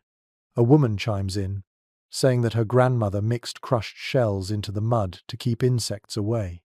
You recognize the same kind of disagreement that appears in archaeological discussions today. Some researchers believe fibers were common in chinking, while others say pure mud was more typical. Listening here, you realize both approaches likely existed, shaped by local resources. You watch them continue sealing gaps with steady determination. Every small crack receives the same attention as larger ones. The mud goes in thick, smoothed down carefully, then left to dry. As it hardens, it will become dense enough to block the cold wind completely. You press your palm against a finished section. The surface feels cool and firm, even though the mud is still drying. You imagine how it will stiffen further after a few days, turning into a protective band that hugs the longhouse walls tightly. One builder dips her fingers into the mud and draws a faint line across the plank, testing its thickness. Then she glances at you and remarks that cracks are like sneaky wolves. If you ignore one, the pack will follow. The others chuckle, but the metaphor lingers in your mind. In this climate, even a small draft can threaten the warmth of an entire home. A group of men moves to the outer wall, working in practiced formation. One applies moss, another packs mud over it, a third smooths the surface. Their motions sync together like a quiet dance, each person moving the moment the previous step is done. You step outside to watch from the clearing, and you see how the longhouse exterior slowly transforms. Dark streaks of mud fill every seam, blending perfectly with the sod tucked between timber beams.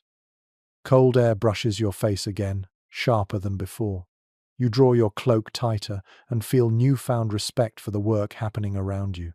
Without this chinking, all the clever insulation, thick walls, and warm floors would struggle to hold heat. A home can be mighty in structure, but even mighty walls have tiny weaknesses. Today, those weaknesses are disappearing one by one beneath practiced hands.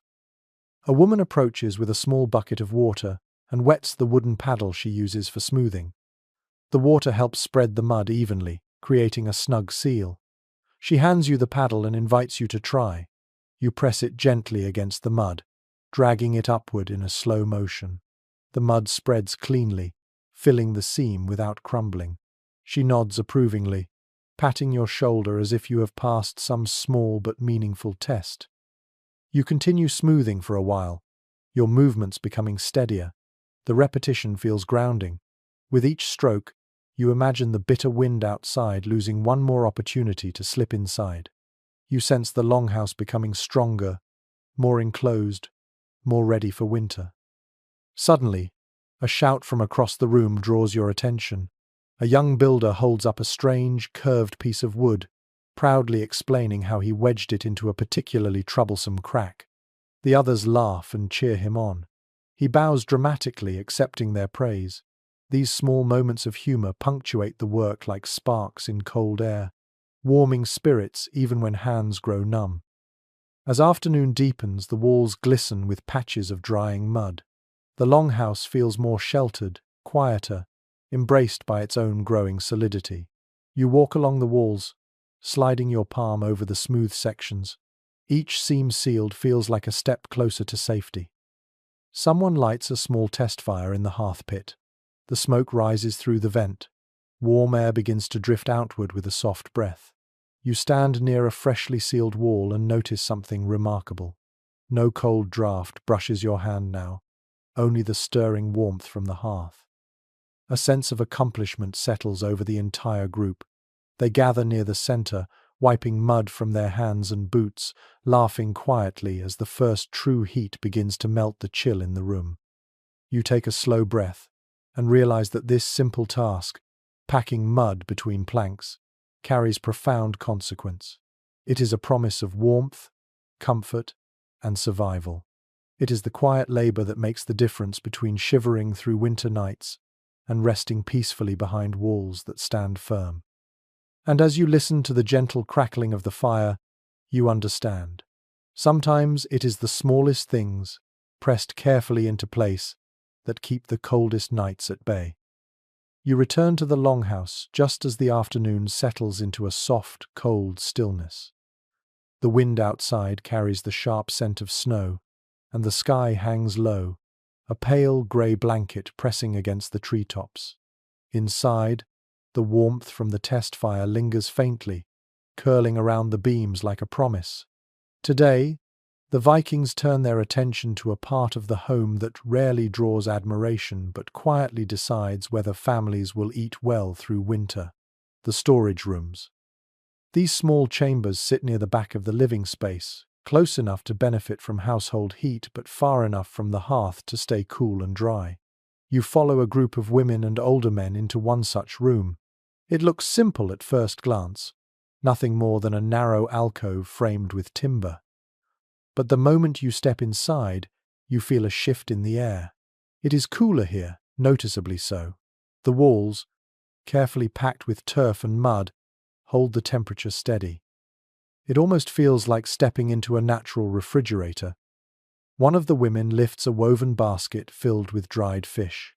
The aroma drifts toward you, salty and slightly smoky. She places the basket on a raised wooden shelf, explaining that storage rooms cannot be too warm. Otherwise, dried goods would soften or spoil. A detail widely recognized in studies of northern settlements is that Viking storage spaces often balanced warmth from the living area with the natural cold seeping from the surrounding earth. This balance helped keep food in a state that was neither frozen solid nor vulnerable to rot. You run your fingers along one of the shelves. It is smooth, polished by knives and hands over many seasons. The wood feels surprisingly warm compared to the air. Perhaps it has absorbed the heat from earlier cooking fires or from the bodies passing nearby. The shelf sits high enough to avoid ground moisture. Beneath it lies a layer of pebbles and hardened earth, designed to wick away dampness. You crouch down and touch the pebbles. They shift softly under your fingers, cool but dry. A group of builders enters carrying a small chest crafted from stout planks. The lid opens with a satisfying creak, and you glimpse its contents. Bags of barley, small bundles of herbs, and tightly wrapped pouches of dried berries. One man tells you proudly that his wife dried the berries in late summer, preserving their sweetness for deep winter. His voice carries a quiet affection as he sets the chest in the corner. Someone else brings in a slab of cheese wrapped in cloth. It smells sharp, earthy, and slightly sour. The woman placing it on the shelf explains that cheese continues to age during winter, and the cool, steady air helps the flavor deepen. She pats the bundle gently, almost as though the cheese were a sleeping child. As you move through the storage room, you notice a curious detail. Small holes near the roofline allow a subtle airflow, not enough to let in cold drafts, but just enough to prevent moisture from settling. A thoughtful design choice, and one that appears in excavated sites as well. Some researchers believe these ventilation gaps served multiple purposes, from controlling humidity to allowing smoke to drift lightly into the storage area during certain seasons. Smoke acted as a natural preservative, keeping insects at bay. One man climbs onto a stool and checks the airflow with the back of his hand. He nods with a satisfied hum. A few others debate the size of the ventilation holes. One insists that a larger gap would keep the air fresher. Another argues that too much air invites frost. Their exchange mirrors an ongoing question among experts. How much ventilation did Viking storage rooms truly need? You watch quietly, fascinated by how ancient debates echo into modern scholarship. Children wander in with armfuls of dried herbs. They carry sprigs of thyme, bundles of nettle, and clusters of dried angelica. The sharp scent rises instantly, filling the room with an herbal freshness. You take a small branch of dried thyme and rub it between your fingers. The aroma releases gently. One of the girls explains that herbs help deter pests and add flavor to stews when the fresh greens of summer are long gone. A boy hurries past carrying small clay jars. He sets them neatly on another shelf. A woman opens one jar and reveals precious salt. She dips her fingertip inside and sprinkles a tiny pinch onto the ground as a symbolic blessing. She smiles and tells you about a belief her mother taught her. Food kept with care brings harmony to a home. Whether this belief holds truth or simply tradition, the way she handles the jar reveals deep reverence. In another corner, a man digs a shallow pit lined with stones. He explains this spot will hold tubers, especially turnips and carrots, which last longer when stored in cool, dark pockets. You kneel beside him, watching as he spreads a thin layer of sand across the stones. The sand feels dry and cold beneath your fingertips. He places a few turnips in the pit and covers them gently with more sand. The method reminds you of ancient stories about root cellars, except here, It is woven directly into the longhouse itself. A small clay oil lamp flickers on a stone ledge. The flame is steady, its glow soft and golden. It illuminates the rows of food, tools, and herbs, casting warm highlights across everything stored here. The storage room feels alive, not with people, but with the quiet hum of preparation. Every shelf, basket, and jar is a promise that winter will not catch this family unprepared. You stand slowly, feeling the cool air settle around your shoulders. For a moment, you imagine the longhouse deep in winter, snow piling against the walls, wind moaning outside. And inside this small chamber, shelves lined with months of care. Fresh bread dipped into warm stews, cheese carved with care, children stealing dried berries from a wooden chest. The quiet comfort of knowing there is enough. A voice calls softly from the doorway. More baskets arrive, filled with smoked lamb and dried mushrooms. The scent fills the space, rich and earthy, curling through the cool air. People begin sorting, placing heavier goods on lower shelves, lighter ones higher. The organization feels intentional, almost strategic. Everything has its place. You help arrange another shelf of herbs, careful not to crush the brittle leaves. A woman nods approvingly, as if recognizing your care. The room takes shape around you, becoming more than a storage area. It becomes a hidden heart of the home, a quiet guardian that nurtures the entire family. You step back into the main hall and feel a wave of warmth return to your skin. The storage room remains behind you, cool and calm. It is ready. Winter can come. This home will feed its people well. You return to the longhouse as dusk settles gently over the clearing, turning the sky a muted lavender. The structure feels warmer now, more enclosed, more secure. The walls hold firm, the roof shelters quietly, and the storage room rests behind you like a heartbeat. Yet as you walk deeper inside, you notice the builders gathering near the longhouse walls with bundles of wood and woven blankets. Today, they are preparing the places where families will sleep. And in a winter this harsh, where the night devours daylight quickly, these sleeping nooks will become small islands of safety and warmth. You watch as a woman runs her palm along a raised wooden platform that stretches along one side of the hall. The platform stands several hands above the floor, the height chosen intentionally. A detail widely recognized in studies of northern homes is that raised beds protected sleepers from the cold that lingered near the ground. Cold air sinks, after all. Up here, even a few inches make a difference. You kneel beside the platform, touching the smooth wooden surface. It feels cool now, but you can imagine how quickly it will warm once layered with blankets and furs. The woman beside you gestures for help, and together you lift a heavy pelt onto the wood. The fur spills across the surface, soft and thick, spreading warmth with surprising speed. You run your fingers through it, feeling the dense undercoat that once protected an animal through winters just as harsh as this one. Children gather nearby, curious and excited. One of them brings woven blankets made of coarse wool. The blankets smell faintly of lanolin and smoke, a comforting scent that settles into the air. You help drape one across the platform, smoothing the edges with your hands. The fabric is heavy, the weave tight, designed to trap warmth even on the coldest nights. A man approaches carrying a wooden beam. He places it at the edge of the platform and begins fastening it with wooden pegs. You watch his deliberate motions. He is building a low barrier, just tall enough to keep blankets, furs, and sleeping children from slipping onto the floor at night. As he taps the final peg into place, he steps back and smiles, offering you a chance to test it. You gently press against the beam, feeling its solid resistance. You turn back to the platform and notice something sliding beneath it. A shallow storage crate.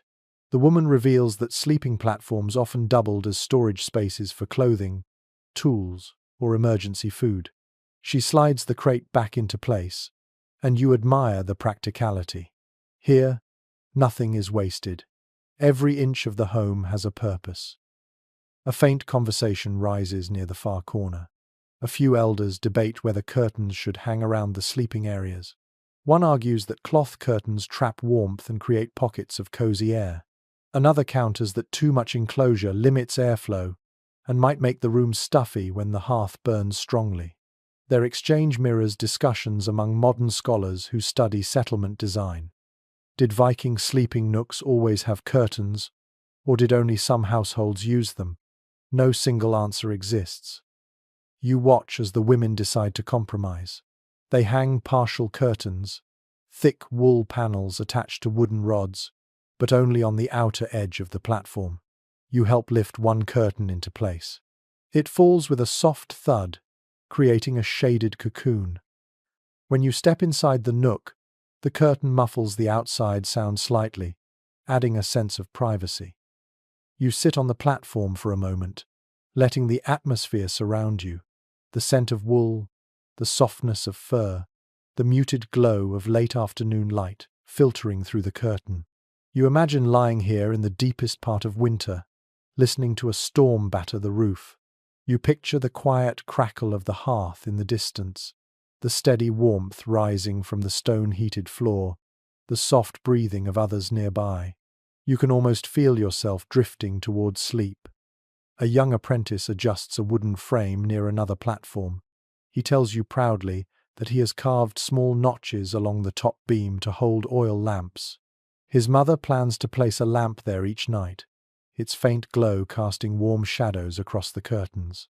You imagine the flickering light dancing across the room, turning the sleeping spaces into gentle amber alcoves that soothe weary eyes.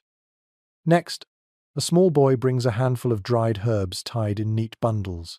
He places them beneath the edge of the platform. You ask why, and his grandmother answers with a smile. The herbs deter pests and add a pleasant scent to the bedding. She names thyme, yarrow, and angelica, plants she gathered in late summer when the sun still warmed the earth. You breathe in the faint herbal perfume rising from the dried leaves. It fills the nook with a freshness that surprises you. A woman kneels beside you with a thin, animal hide sheet. She spreads it across the center of the platform. The hide feels smooth and slightly cool. She explains that it creates an extra layer of insulation, preventing cold from creeping up through the wood during extremely frigid nights. You help smooth out the edges. The hide softens under your palms as it warms. Across the hall, another family arranges their sleeping space.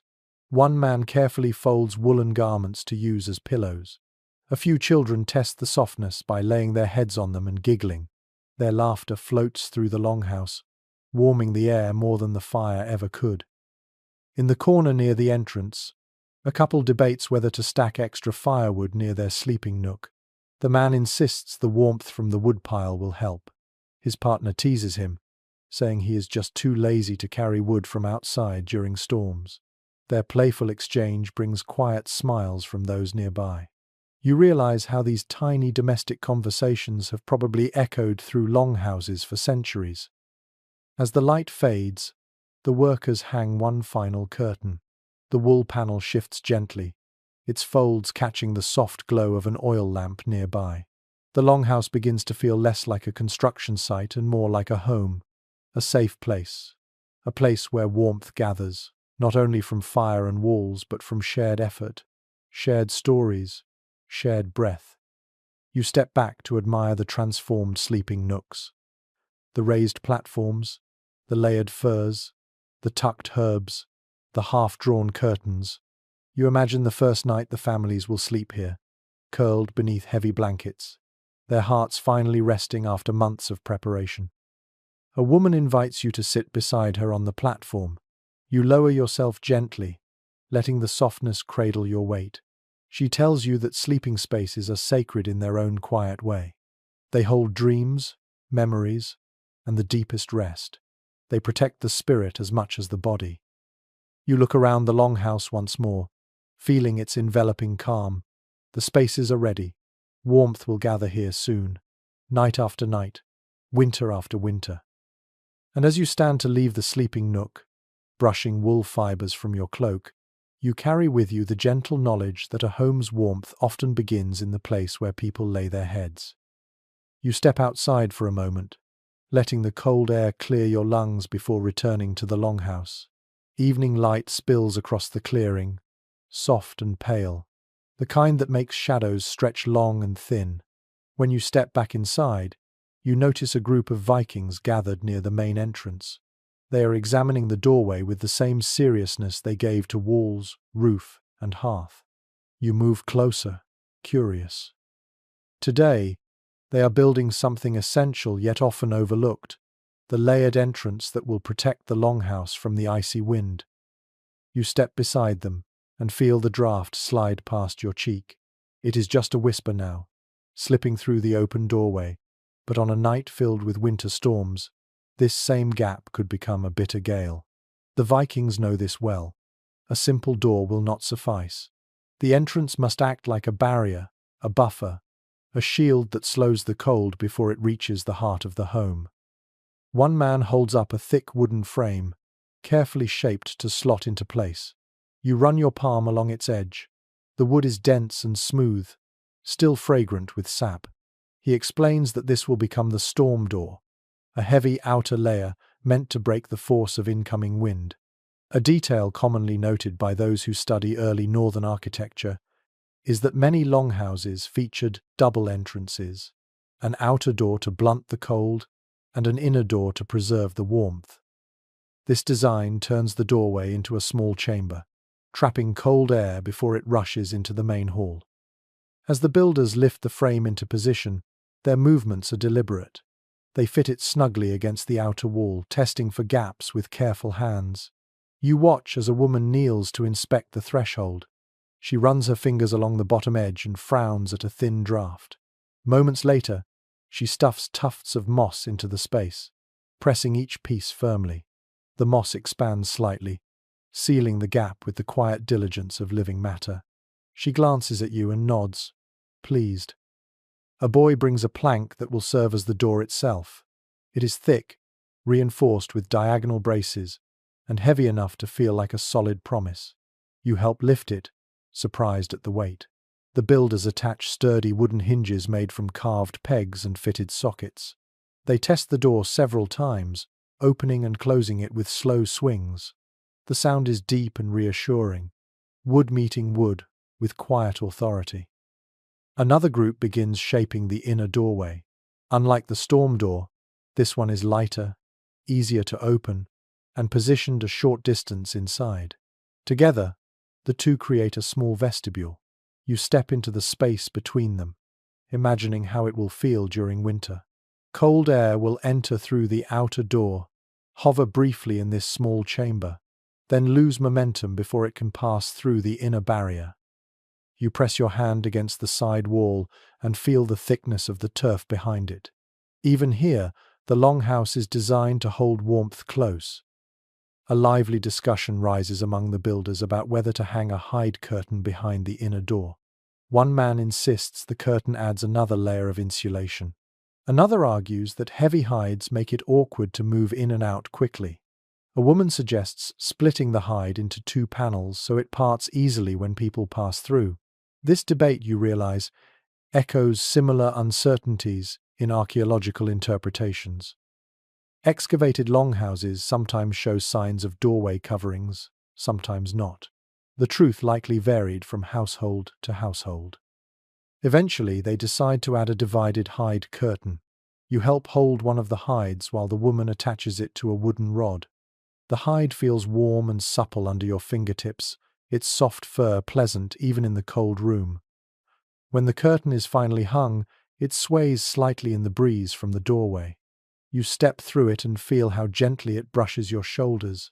The air behind it instantly feels warmer. A man steps inside carrying a bundle of dried reeds. He explains that some homes placed reed mats on the floor of the entry chamber to absorb melting snow from boots and cloaks. You watch as he unrolls the mat. Its surface rustles quietly, releasing a faint scent of riverbanks and summer heat. The mat settles across the ground like a humble welcome. Next, a pair of young builders bring in a narrow wooden bench. They place it near the inner door. You ask why, and one of them explains with a grin. It is for removing snow caked onto boots or shaking ice from cloaks before stepping further inside. In this climate, a small bench near the entrance is more than furniture. It is a tool for survival. As the work continues, the Vikings add a small shelf along the wall. On it, they place a handful of stones warmed by the hearth. These stones radiate a gentle heat, helping dry wet gloves or soften frozen leather. You lift one of the stones with care. Even through your glove, you can feel the warmth pulsing softly. A curious bit of local tradition surfaces when a grandmother arrives with a small pouch of salt. She sprinkles a fine trail across the threshold, muttering a blessing for protection. She explains that salt keeps misfortune from crossing the doorway. Whether this ritual began as superstition or practicality, you cannot say, but the act feels comforting, grounding, steady. As evening deepens, the outer door is tested again. It closes with a satisfying thud. Cold wind brushes against it from outside, but none of that chill reaches you. The vestibule stands firm, a silent guardian. You sit on the entry bench for a moment, watching the fire glow in the main hall. From here, the longhouse feels distant, almost dreamy, warm light flickering between shadows. You realize how important this small space is. Without the layered entrance, every time someone opened the door, winter would spill inside like a silent enemy. But now, the longhouse has armor. A child runs past you, laughing as he pushes through the hide curtain. The movement stirs a soft wave of warm air. You follow him into the main room and glance back at the completed entrance. It feels strong, thoughtful, alive with purpose. You take a slow breath, letting the air settle in your chest. The longhouse is nearly ready for the deepest cold. With each new layer, new seal, new structure, you feel winter's intimidation shrink. And as the outer wind rises with a distant howl, the longhouse remains calm. Inside, warmth gathers. Inside, the door holds firm. You step into the longhouse just as the first faint glow of evening settles over the clearing. Shadows stretch softly across the earthen floor, and the stillness carries a quiet expectation. Today, the builders gather near the hearth and around the walls, their hands filled with small clay lamps, carved holders, and containers of precious oil. Light is as important as heat in a home meant to survive long northern nights. Without the right glow, winter becomes a world of darkness broken only by fire, and the Vikings understood better than most how to coax soft light from simple materials. You watch as a woman kneels near the hearthstones, arranging tiny lamps along the floor. They are shaped from clay, each one with a small bowl and a narrow spout where a wick rests. She fills one lamp with oil, tilting the jug with practiced grace. A thin ribbon of shimmering liquid pours in. You lean closer and catch the scent. It is slightly sweet, slightly smoky, the fragrance of melted animal fat rendered in long-ago fires. A commonly known detail among those who study early northern living is that Vikings relied on oil lamps made from tallow or fish oil. The light they produced was gentle, steady, and long-lasting. Not bright enough to illuminate every corner, but perfect for guiding hands through evening tasks or casting a warm glow across sleeping nooks. A young girl brings a bundle of wicks woven from plant fibers and sheep wool. She hands you one, and you feel its soft texture between your fingers. When she places a wick into a lamp bowl and lights it with a glowing ember from the hearth, the flame rises slowly. The light is warm, golden, and just the right softness for a home built for rest and story. You watch the flame dance gently, unaffected by drafts, thanks to the newly sealed walls and careful design of the smoke vent. Another group begins hanging small lamps from wooden pegs along the inner wall. You help one man lift a lamp into place. When he lets go, the lamp sways lightly, sending flickers of gold across the wooden surface. The shadows ripple and soften. He steps back and nods in satisfaction. On a low bench near the far wall, a few elders discuss how much oil to store for the winter months. One insists on filling every jar to its brim, Another argues that too much oil in storage risks spoiling if the room grows too warm. Their debate mirrors the questions modern researchers still ask when studying ancient storage finds. Some households may have kept large quantities of tallow and fish oil, while others rationed closely. A woman rises from the group and brings a small jar toward you. She removes the lid and lets you smell the contents. The aroma is strong, salty, and unmistakably fish-based. She smiles knowingly and says that not all lamps smell pleasant, but when darkness lasts more than half the day, you learn to welcome even the smoky scent of a fish oil flame. You nod, understanding that winter comfort does not always come in perfect forms. Nearby, two men carve wooden candle stands.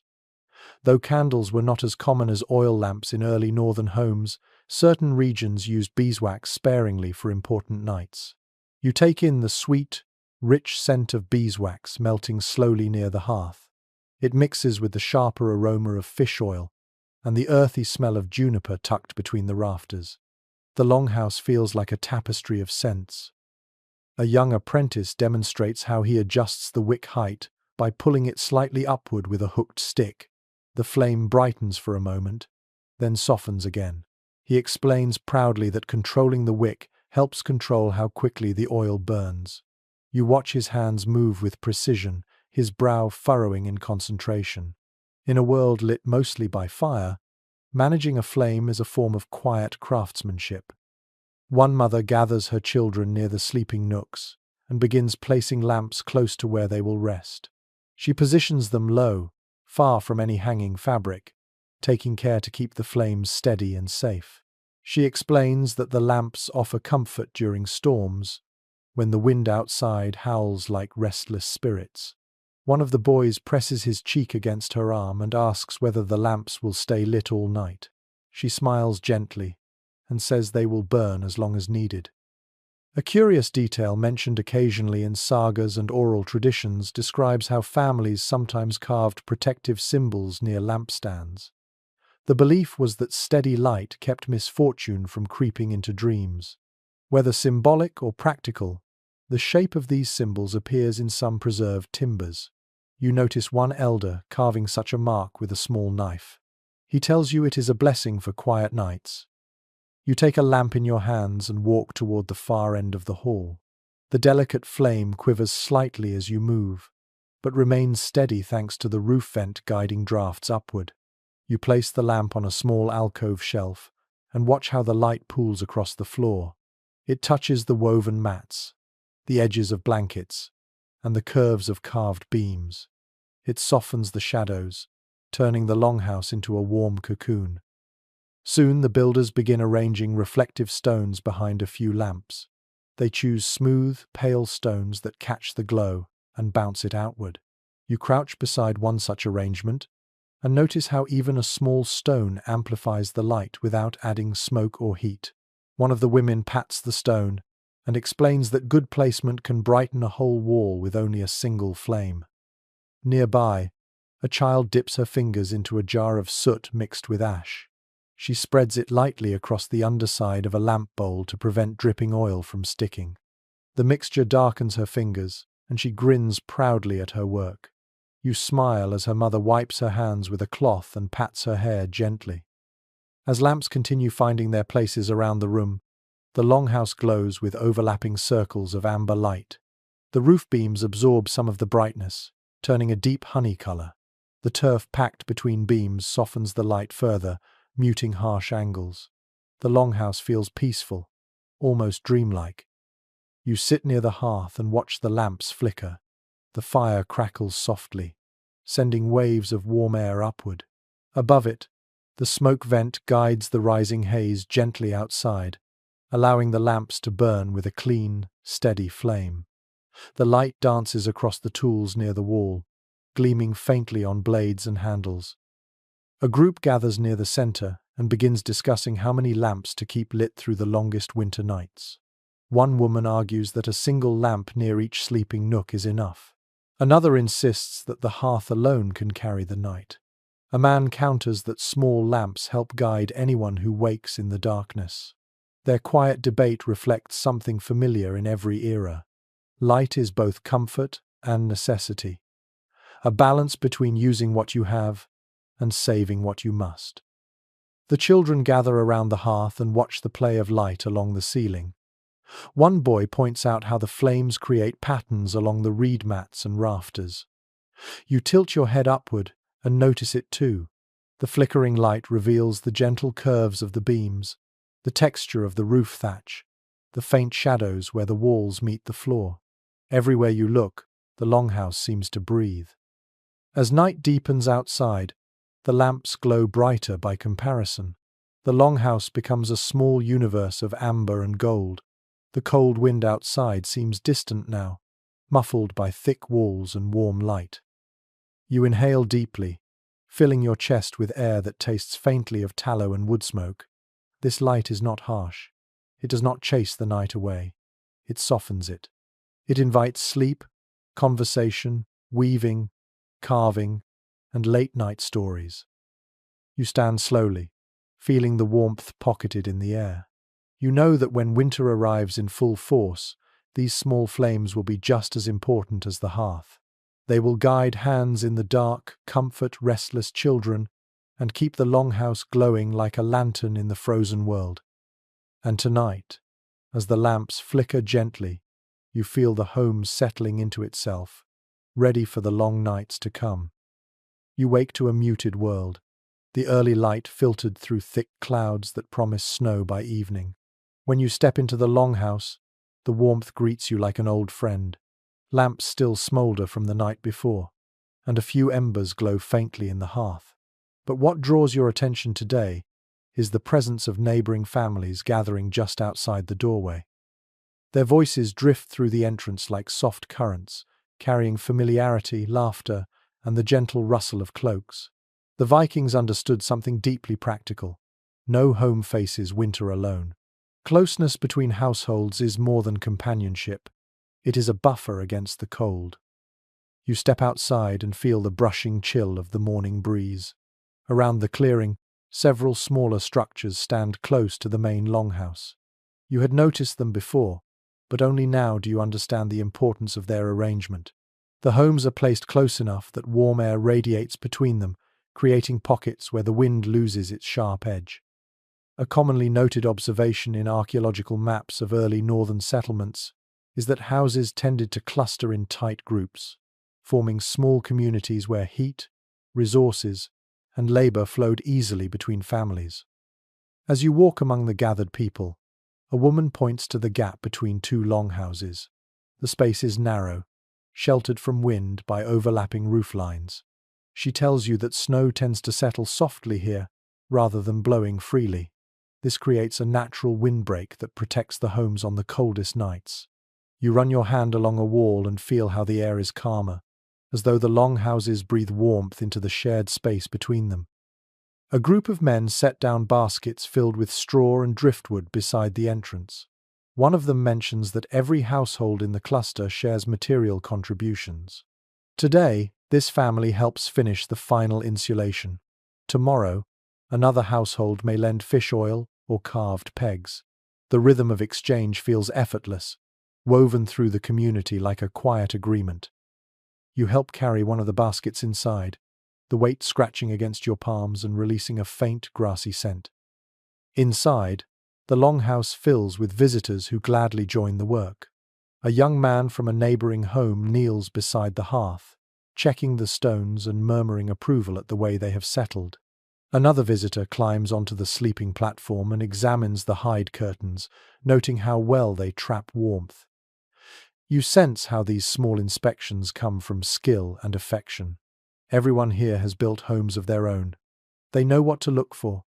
They know what keeps cold at bay. Near the entrance, two elderly women exchange stories about past winters. One recalls the cold season when people slept in shifts, taking turns, tending the hearth at night. The other describes a winter storm so fierce it buried an entire fence under snow as tall as a grown man. Their voices rise and fall with a kind of soft reverence. These stories shape how settlements build and survive. A lively discussion begins near the byre. A few neighbors debate how many animals to keep inside during the harshest nights. One insists that cattle alone can raise the indoor temperature noticeably. Another claims goats offer more warmth because they move constantly. Their conversation reflects a wider point often referenced by researchers. Animal heat was a valuable resource, and communities coordinated how much livestock each home could hold without overwhelming the space. You lean against a beam and listen, amused by their friendly rivalry. The children gather near the doorway to greet friends from other homes. They run outside together, boots crunching across frost-hardened ground. Their laughter rings brightly, lifting the mood even as the air grows colder. You watch them play in the narrow spaces between houses, where the wind softens and shadows fall gently. These protected pockets of warmth become their winter playgrounds. Later, as you walk with a group toward the edge of the settlement, someone points out the slight curve of the homes along the hillside. At first it seems accidental, but you soon notice the logic.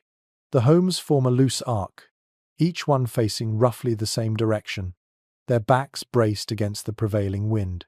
This formation lets them shelter one another, breaking the force of gusts that sweep in from the sea.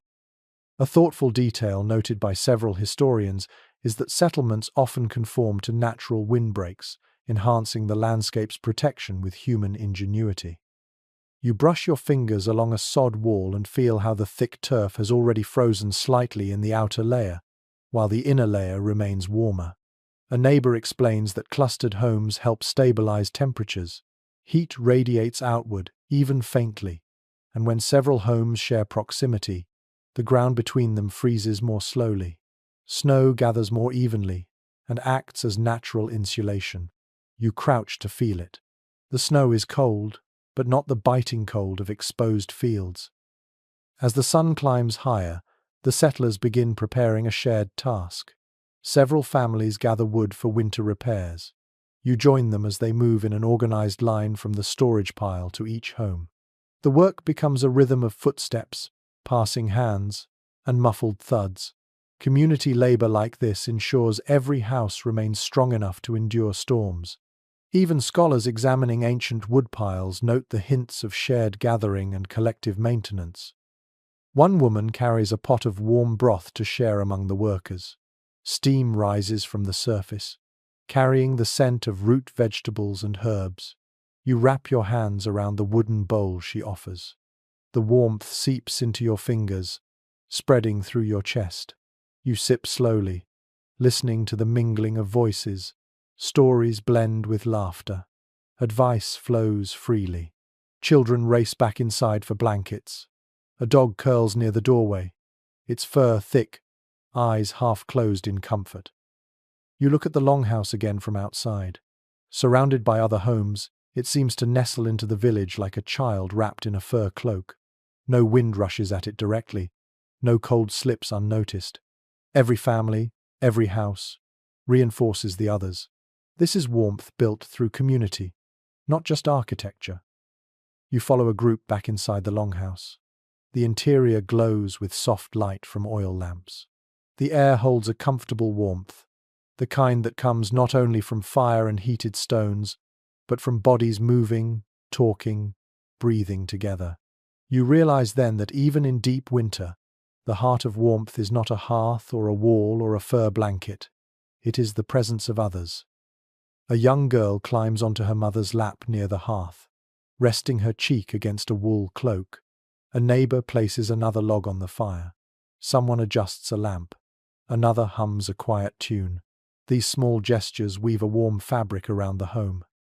You settle beside the fire and watch the golden light flicker against the double walls. Outside, the settlement forms a shield around the longhouse. Inside, the people form a shield around one another. And as the glow spreads softly across the room, you understand, warmth shared is warmth multiplied.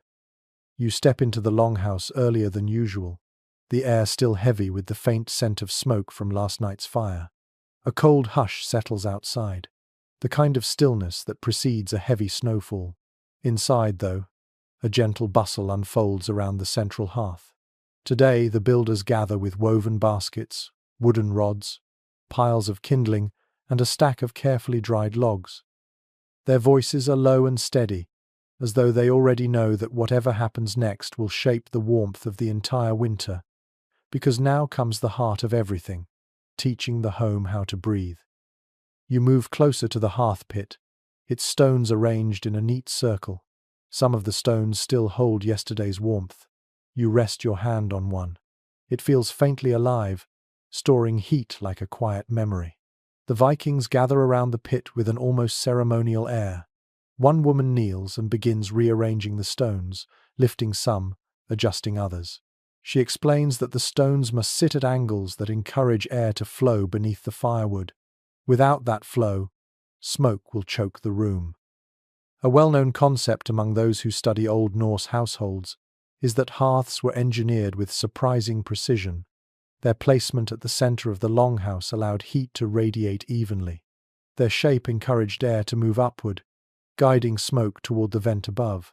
You glance at the vent now. It looks deceptively simple, just a narrow opening, but you can feel the slight draw of air rising through it like an invisible ladder. A man approaches with a handful of birch bark. He shows you how the thin bark curls easily, how its oils ignite quickly even in damp conditions. He places it gently in the center of the hearth. You touch one piece, feeling the papery surface. Its scent reminds you of forest walks under cold skies. Birch bark, he tells you with a quiet grin, is the friend you always want when winter tries to test you. Next, a young girl brings over small sticks of kindling. She arranges them carefully, leaning them into a tiny structure that looks almost playful. She glances at you shyly, then proudly explains that her father taught her this pattern to help fires catch faster. You smile at her precision. Her hands tremble slightly in the chill, but her movements remain steady. When the kindling is set, the builders add thicker pieces of dried wood. These logs carry the faint scent of pine and resin. You help lift one, its weight surprising you with its density. It rests across the smaller sticks, forming the foundation for the first serious flame. A man steps back and nods. Everything is ready. Before lighting the fire, the group pauses. You sense something unspoken passing among them. Hearth fires mark beginnings. The start of warmth. The start of family life inside the new home. The start of stories unfolding through long dark nights.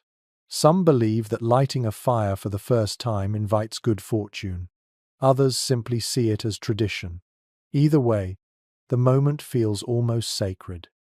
A woman steps forward holding a glowing ember in a clay bowl.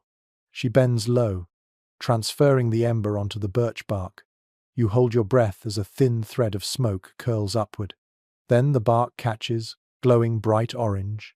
The kindling follows. Flames grow slowly, stretching like waking limbs. The hearth comes alive. Warmth begins to drift outward in quiet waves. You feel it touch your fingertips first, then your cheeks, then the center of your chest. It is gentle but sure, like a familiar hand placed softly on your shoulder. As the fire settles into its rhythm, smoke rises in a thin, gracious ribbon.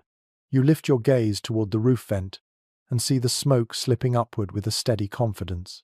Air from the doorway moves across the room in a soft current, feeding the flame.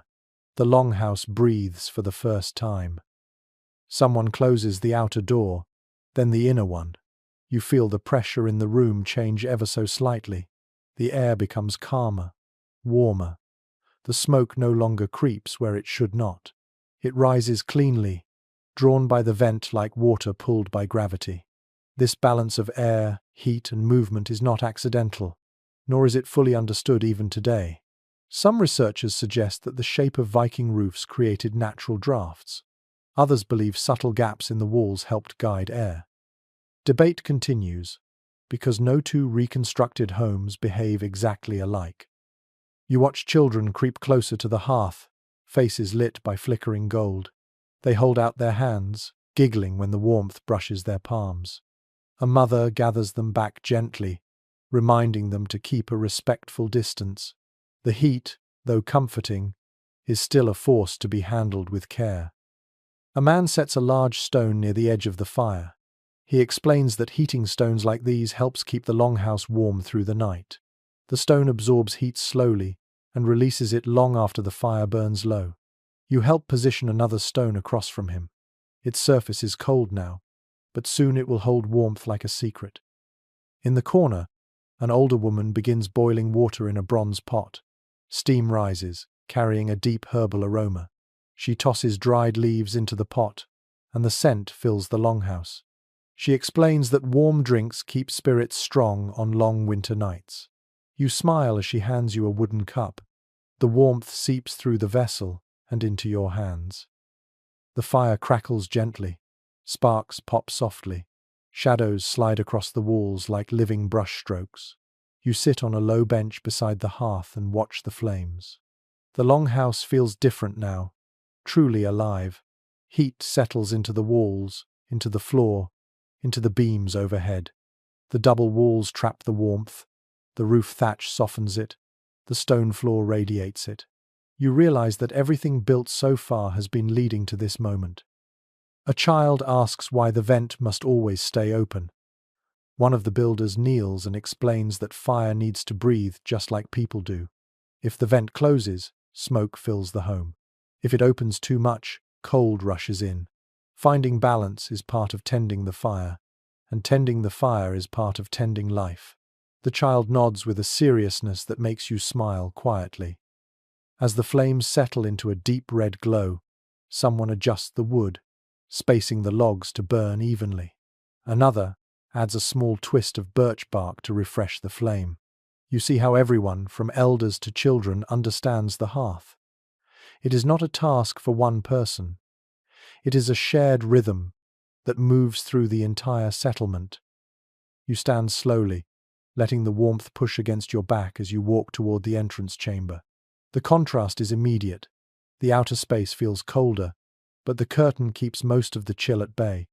When you look back at the main room, the fire glows like the heart of the longhouse. Soft golden light spills across sleeping nooks, storage spaces, and carved beams. It feels like stepping into a warm memory. You return to the hearth, drawn again by its glow. The fire crackles softly, sending thin spirals of smoke upward. You close your eyes for a moment and feel the warmth settle into your bones. The longhouse breathes now, and winter, waiting patiently outside, loses just a little of its power. You wake to the soft crackle of embers shifting in the hearth, the kind of sound that tells you the fire lasted through the night. When you stand and stretch, the air inside the longhouse feels noticeably warmer than the world beyond its walls. But warmth is a living thing in a home like this. If you do not tend to it with care, it slips away quietly. Today, the Vikings gather to teach you how they maintain that heat, through ventilation, moisture control, and the delicate art of keeping fresh air moving without letting winter invade the room. The builders begin by inspecting the smoke vent above the hearth. Even without a flame roaring beneath it, the vent pulls cold air lightly upward. You step beneath it and lift your hand. You can feel the faint draft rising, a subtle current that carries smoke and moisture out of the home. One man explains that managing airflow is not optional. It is the secret behind a longhouse that stays warm without filling with smoke. Too little air, and the hearth suffocates. Too much air, and warmth rushes out with the wind. A widely discussed observation among researchers is that Viking smoke vents were adjustable in ways still not fully understood. Some believe they used sliding wooden covers. Others suggest woven mats or hides that could be shifted aside. The truth likely changed from home to home. Today, the Vikings use a layered hide that can be rolled back or lowered depending on the weather. You watch a woman climb a short ladder to adjust it, allowing just a narrow slit to remain open. The air shifts instantly, the room balancing itself like a creature finding its breath. You kneel near the hearth and feel the warmth radiating outward. Even the edges of the stone floor hold a gentle heat. But the builders caution you not to let the house become too sealed. Moisture from cooking, drying clothes, and breathing bodies builds quickly. If trapped, it will seep into the walls and bedding, leaving everything heavy and cold. One man lifts a wool blanket and shakes it lightly. A faint mist rises, He comments that dampness is winter's silent enemy. You walk to the wall where the chinking mud has hardened. When you press your fingers to it, it feels cool, firm, and solid. The builders tap the surface gently, listening for hollow echoes. A woman explains that if moisture creeps into the wall and freezes, it can crack the mud and reopen gaps. Regular inspections keep the walls strong. You help her patch a small line near the base, pressing mud firmly into place. Even this small task warms your fingers. Two children carry armfuls of damp clothing toward a drying rack set above the hearth. The rack is sturdy, made from wooden poles lashed together. When the children hang their garments, steam begins to rise from the cloth almost immediately. A mother joins them, spreading heavier cloaks near the edge. The heat dries the fabric gradually, preventing mold and helping keep the home fresh. Moisture management, you realize, is not just about comfort, it is survival. Near the entrance, a young man checks the area for drafts. He runs a small tuft of wool along the inner door frame. When the wool flutters slightly, he nods and adds more moss to the seam. You watch the care in his movements. Even a narrow draft near the doorway can pull warmth from the room, but he reminds you gently that the home must still breathe. So they leave a tiny, deliberate gap beneath the hide curtain. The air that moves through it is enough to keep the home fresh without chilling the space. A grandmother enters carrying a small clay pot filled with glowing coals. She sprinkles crushed herbs over the embers, releasing a warm, woody scent into the air. She explains that certain herbs help keep the air sweet when the house is sealed tightly for long periods. You inhale deeply, the fragrance wrapping around you like a soft scarf.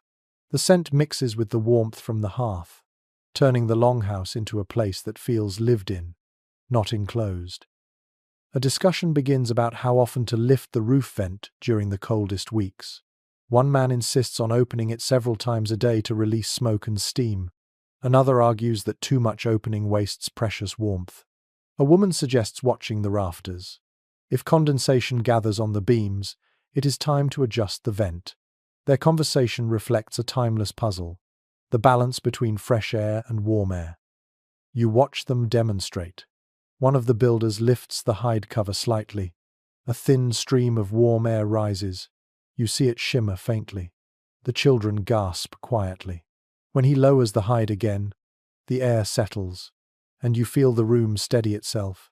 The adjustment is small, but the effect is unmistakable.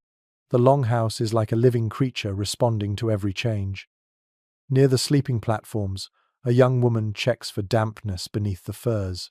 She lifts a corner of a heavy pelt and feels the wood beneath. It is dry.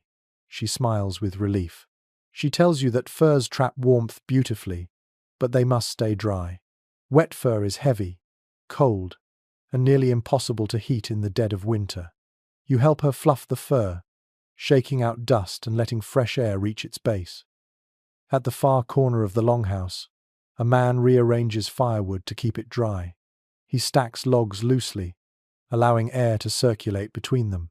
A young apprentice asks why they do not stack the wood tightly to save space.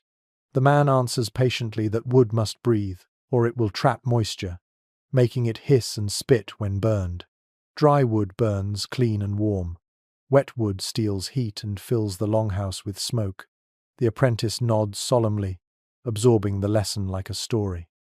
Another group stirs the contents of a clay vessel used to store spare lamp oil.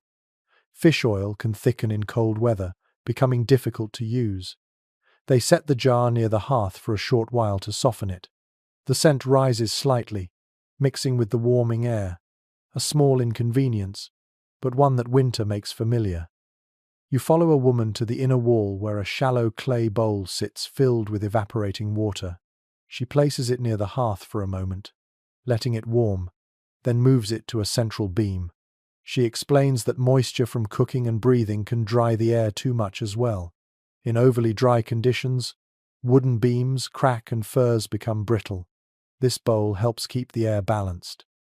A detail sometimes mentioned in interpretations of early northern homes suggests that some families used similar methods to keep indoor air comfortable. As you move through the longhouse, you begin noticing how subtle the adjustments are. A shift of the vent here, a small bowl of warm water there, a blanket shaken out, a seam repacked, a pot moved closer to the fire. Each motion contributes to a comfortable balance between warmth and airflow. You sit near the hearth and feel the longhouse around you, warm but not stifling, fresh but not drafty. The air tastes clean, touched with herbs, smoke, and the faint sweetness of drying wool. The home breathes because its people know how to guide it with patient, daily care. As evening light softens the room, someone adds a fresh log to the fire. Flames rise in a gentle dance. Children settle near sleeping nooks. Adults gather with quiet conversation. You listen to the soft crackles and gentle breaths that fill the space. The longhouse is alive now. Warmth stays because the home and the people shape it constantly, adjusting and tending with the same care they give their children, their animals, their stories. And as the fire glows deeper into twilight, you understand. A warm home is not just built. It is maintained, nurtured, and breathed into being every day of winter. You wake to a low, rumbling hush that feels different from the usual morning quiet. When you step outside for a moment, the world greets you with a wall of white. Snow drifts lazily from the sky, soft as feathers, each flake drifting without hurry. The wind is calm for now, but the air carries the unmistakable heaviness of an approaching storm. When you step back into the longhouse, the Vikings are already preparing. Today they focus on winter defense, reinforcing the home for the first true blizzard of the season. Inside, the fire glows bright, a warm pulse at the center of the space. People gather around with tools, woven mats, spare beams, and armfuls of straw. Their movements are purposeful, steady, without panic. They have known storms far worse than anything you have imagined. A man approaches the wall and presses his palm against it, listening for the faint rattle of cold wind. When he feels a subtle tremor, he calls others to help reinforce the outer layer. You join them outside, where the snow lands gently on your cloak. They lift heavy sod slabs, placing them carefully against the lower walls. The sod is frozen at the edges, but still dense, acting like a natural buffer. You grip the edge of a slab, surprised by its weight. When you press it into place, you feel the wall grow more solid beneath your hands. A widely accepted detail in northern archaeology is that many longhouses used seasonal reinforcements during the coldest months. Sod, snow, straw, and even stacked firewood acted as temporary shields against wind. You see this firsthand, as women and teenagers stack bundles of straw in strategic places. They wedge the bundles tightly against corners where gusts tend to sneak in. The straw rustles softly, giving off a faint scent of dried fields. One woman steps back to inspect the wall, squinting against the bright white snow. Satisfied, she turns to help another group stretching a thick, woven mat across the outer entrance. The mat hangs like a padded barrier, shielding the main door from the worst of the storm's bite. When you run your fingers along the mat, it feels rough, yet reassuring. It is crafted from layers of dried reeds and wool scraps, woven so tightly that wind can only whisper through it. Inside, several people prepare extra pegs and wedges for the roof. A man climbs a ladder to check the thatch above the beamline. He uses a long stick to tighten the bindings, making sure the roof will not shift under the weight of heavy snow. He moves with a familiarity that makes the task look easy, though you can see how carefully he positions every cord. Snowflakes land in his hair, melting instantly. A small debate rises nearby. Two builders disagree about how much snow is helpful. One claims snow piled on the roof acts as insulation, holding heat inside. The other warns that too much will weigh the structure down. Their discussion mirrors questions that researchers continue to explore when studying old longhouse ruins. Snow can act like a warm blanket, yes, but it can also collapse a roof if it grows too heavy. You listen as they compromise, maintain a moderate layer, but use long poles to knock off excess during the storm. A group of children help gather stones near the byre. They stack them along the outer wall, giggling as they arrange them in neat rows.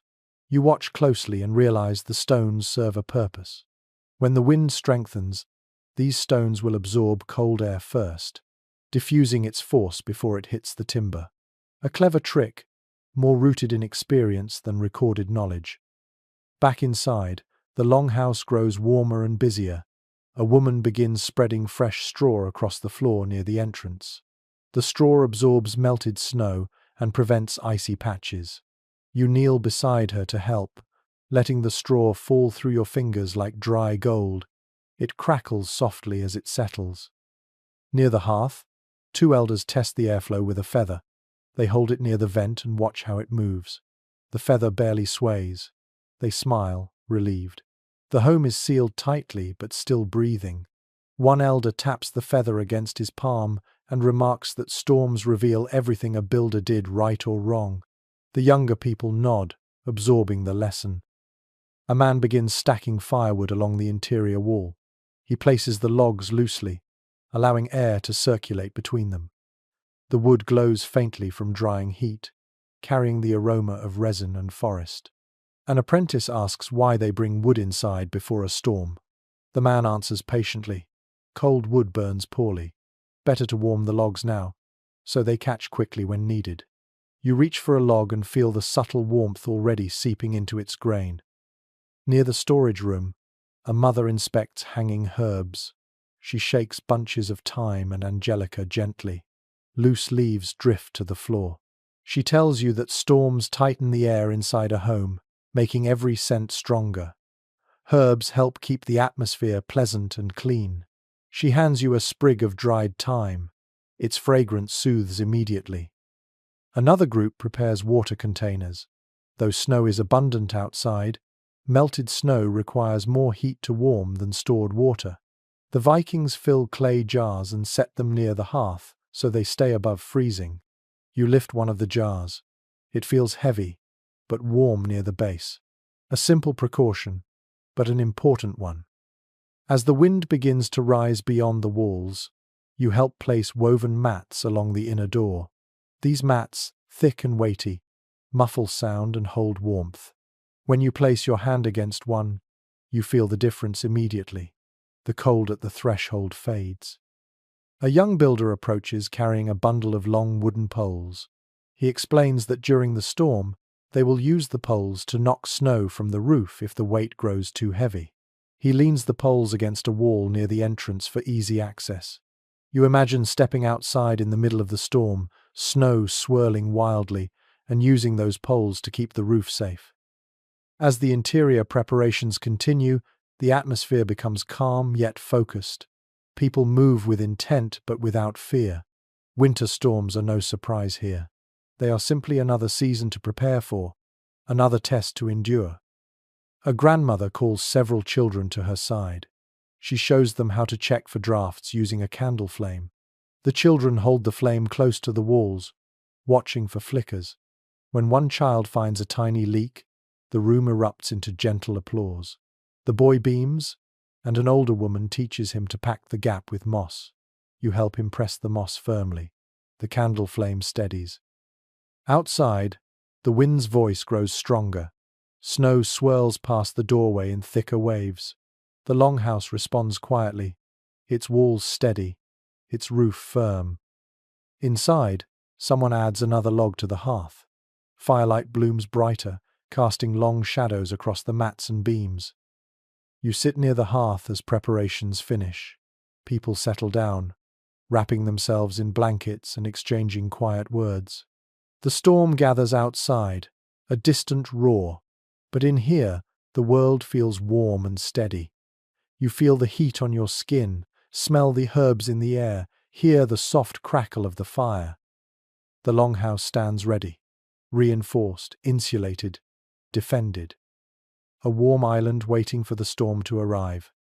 You awaken to a deep, muffled silence. The kind of silence that settles only after a heavy storm has blanketed the world in snow. When you sit up and stretch, the longhouse feels strangely peaceful. The fire still glows in the hearth, its light soft and sleepy.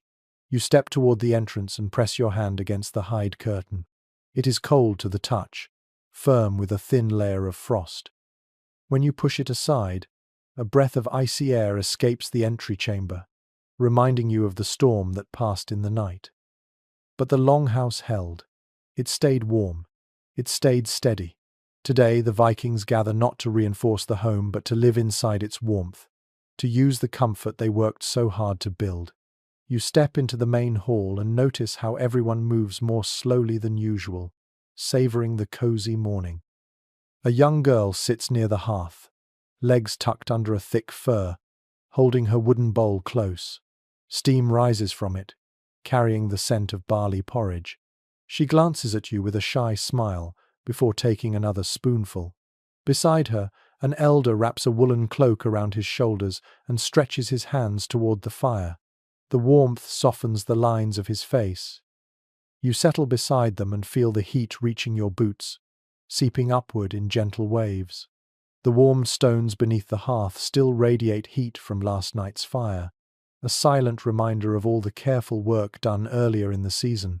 You run your palm along the floor, feeling the faint pulse of warmth rising through the packed earth.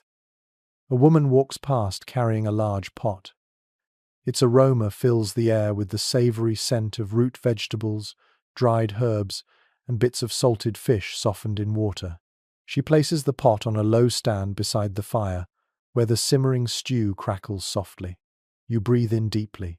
The smell wraps around you like a comfort you have known for years. The Vikings gather for breakfast, forming a loose circle around the hearth. Children drift in sleepy-faced, rubbing their eyes. Adults exchange quiet greetings, their voices low and deep. You watch them dip ladles into the stew and pour warm portions into wooden bowls.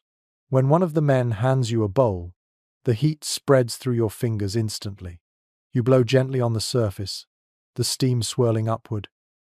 A familiar observation among those who study northern settlements is that winter life revolved heavily around the hearth, not just for warmth, but for cooking, craft, laughter, and stories. You witness this now as the longhouse begins to hum with gentle activity. A group of women sit on low stools weaving fabric. Their hands move with a steady rhythm, the wool threads slipping between their fingers like flowing water. You step closer and listen to them discuss the best dye for spring tunics, even though spring feels impossibly far away. One woman holds up a spindle wrapped with pale grey thread. The texture looks soft, sturdy, and warm.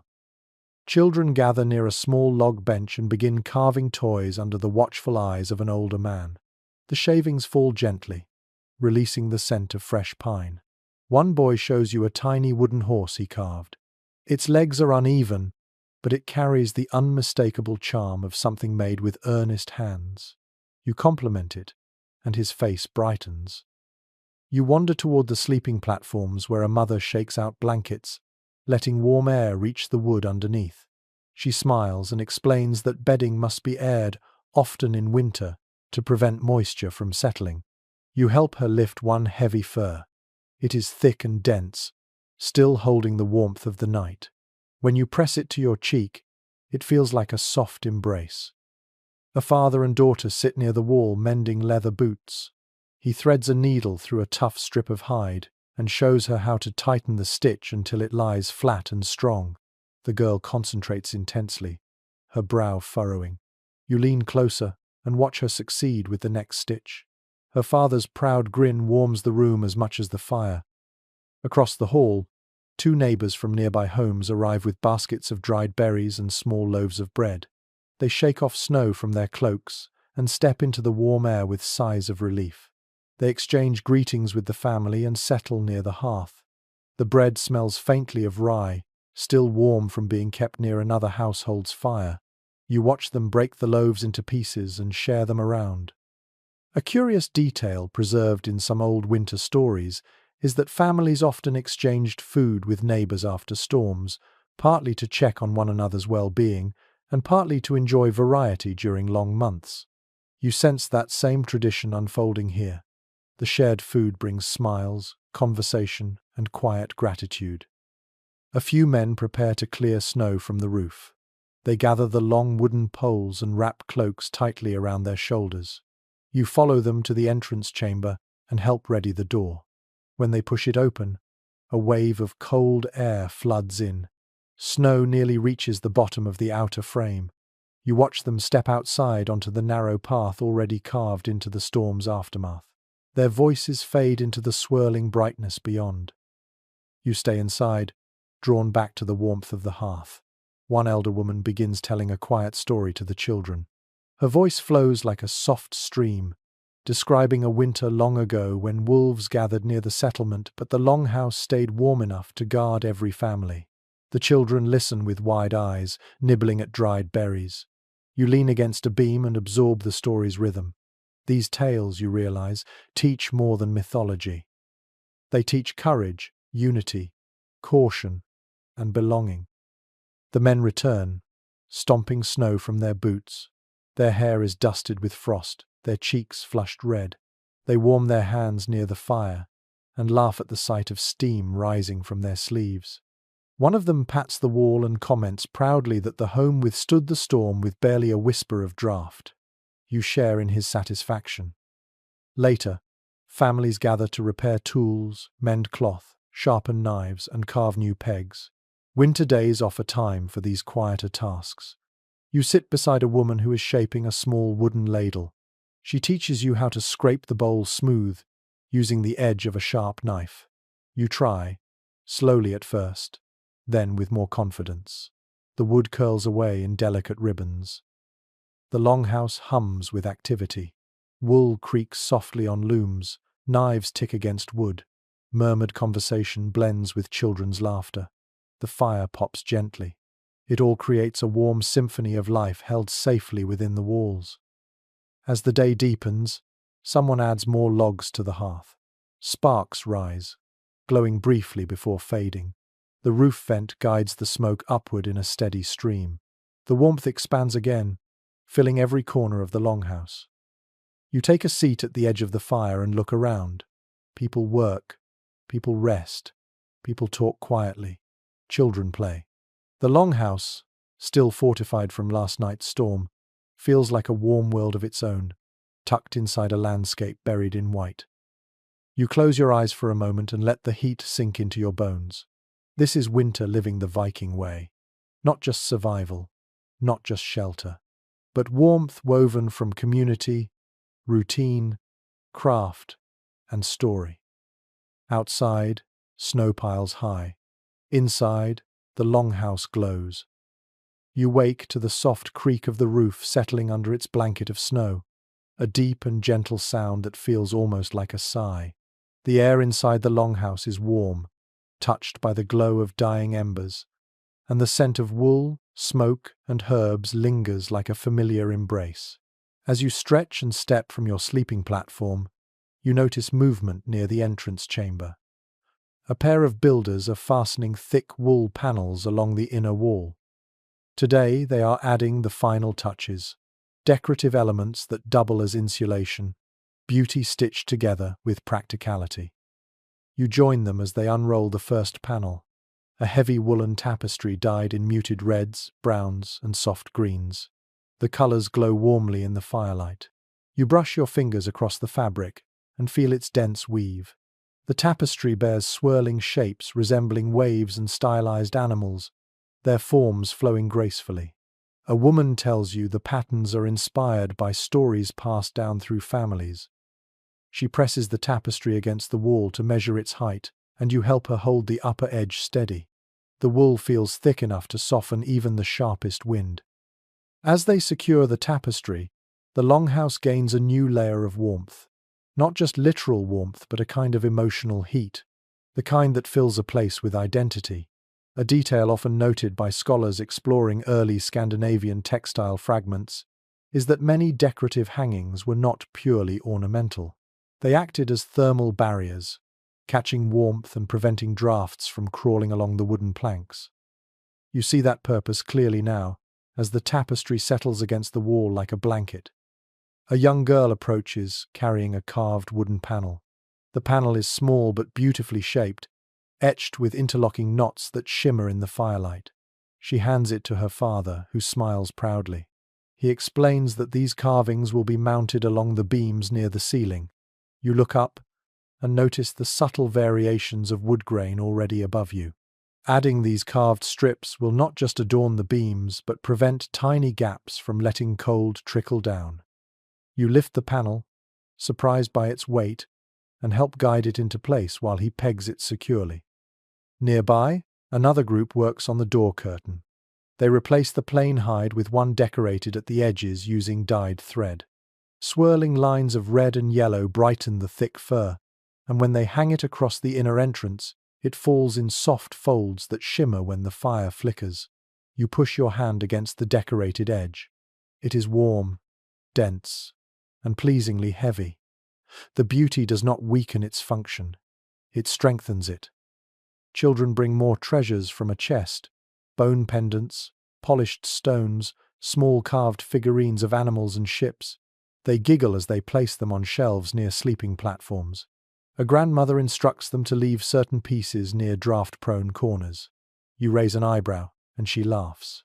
She explains that some families place objects believed to guard warmth, though she admits with a wink that it might simply give people something pleasant to look at on long winter days. You wander toward the far wall where a group of women hang a series of narrow woven strips. Each strip bears a different pattern: spirals, arrows, branching shapes like trees, even a few small symbols that might repeat stories whispered in the dark. When hung vertically, the strips overlap slightly, catching rising heat and slowing its escape. You help align the bottom edge of one strip. It drops with a satisfying softness, adding to the layered warmth building across the longhouse. A lively conversation begins near the central beam where a set of wooden shields hangs. The shields are round, painted in earthy tones, and decorated with simple geometric designs. One man argues that hanging shields helps catch heat and reduce drafts along the upper walls. Another suggests their placement honors ancestors. Whether symbolic or practical, the effect is clear. The shields absorb warmth and reflect it back into the room. You touch one shield lightly. It is smooth, cool at first, then gradually grows warmer beneath your hand. At the hearth, a young woman etches simple designs into small clay tiles. These will line the area near the fire to protect the floor and add a subtle brightness. She shows you one tile with a swirling motif.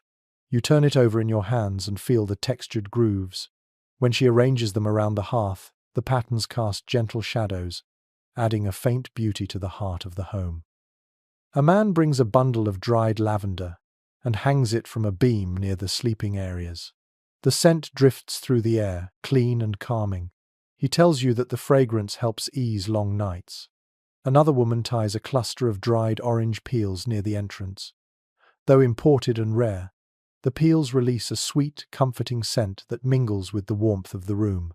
These touches remind you that beauty matters in the cold months. It lifts spirits when the world outside seems frozen and still. You help hang another tapestry near the bier. This one is softer, woven with natural wool colors that resemble clouds and hills. It is slightly thinner than the other hangings, but adds color and familiarity to the space. The animals on the other side of the wall shift softly, their warmth rising through the room. The tapestry absorbs and holds this subtle heat, creating another pocket of comfort. As you move through the longhouse, each new piece seems to deepen its character. The walls no longer look bare. The beams shimmer with carved details. The hearth glows brighter with its decorative tiles. The entrances carry color and softness. The sleeping nooks feel cradled by layers of woven beauty. Even the shadows feel warmer. Someone begins humming softly while working. The tune echoes gently through the hall. Others join in quietly, not in a formal song but in a shared rhythm. The warmth of the longhouse grows in this simple harmony. You realize that decorative touches do more than please the eyes. They enrich the spirit. In a world where winter lasts long and the nights feel endless, such small comforts are powerful. You take a seat near the hearth, letting your gaze wander across the room. Animal carvings guard the beams. Woven strips flutter gently when someone passes. Tapestries soften the walls. Herbal bundles sway lightly in the warm air. Everything feels softer now, more lived in, more human. The longhouse is no longer just a fortress against winter. It is becoming beautiful. And as you watch the final decorative piece settle into place, you feel a quiet truth warm your chest. A warm home shelters the body, but a beautiful one shelters the soul. You wake before dawn, the longhouse dim and quiet, its warmth wrapped around you like a thick blanket. The air carries the soft remnants of last night's fire, a gentle glow pulsing from the hearth's embers. You rise slowly, your breath visible in the cool pocket of air above your sleeping platform. Today is not a work day. Today is the quiet culmination of everything the Vikings have built through long months of effort. The longhouse stands complete, warm from floor to roof, ready to guard its people through the deepest winter nights. You move toward the center of the room, letting the soft creak of the wooden floor beneath your boots remind you of earlier days when the house was nothing more than a frame and a promise. Now, the space hums with gentle life. Tapestries hang along the walls like stories woven into fabric. Lamps rest in their holders, pools of amber waiting to awaken. Sleeping nooks glow softly behind their curtains, furs and wool blankets stacked neatly. Every corner feels lived in, cared for, warmed by human presence. The Vikings begin rising one by one. A mother stretches beneath her fur blankets and gathers her children for the morning meal. An elder sits with quiet dignity near the hearth, rubbing his hands together to welcome the new day. Two young apprentices hurry to stir the embers, coaxing them back to flame. Their hands move with practiced confidence. Birch bark curls, kindling snaps, warmth rises with a gentle whoosh. As firelight brightens the hall, the longhouse reveals itself fully. You walk slowly past each beam, each woven strip, each carved detail. You remember when the walls were bare and cold. Now they hold the heat of the fire, locking it inside like a secret. You place your hand against the wood. It feels warm, almost alive. A man begins preparing breakfast, stirring oats and dried berries into a pot that simmers over the growing flames. The scent spreads through the longhouse. Children gather near him, rubbing their eyes, murmuring sleepy greetings. A few neighbors from nearby homes slip inside, stamping snow from their boots. They bring baskets of bread and smoked fish, sharing what their own hearths prepared during the night. The air fills with soft conversation. You sit near the entrance for a moment to observe the layered doors now at work. Cold air rests in the small chamber between the two doorways, but it does not reach you. The inner curtain sways gently, blocking drafts while letting warmth stay where it belongs. You pull the curtain aside and step into the entry chamber. The difference is immediate. The air is cold, sharp, edged with winter. You push open the outer door and step outside. The world is covered in thick, sparkling snow.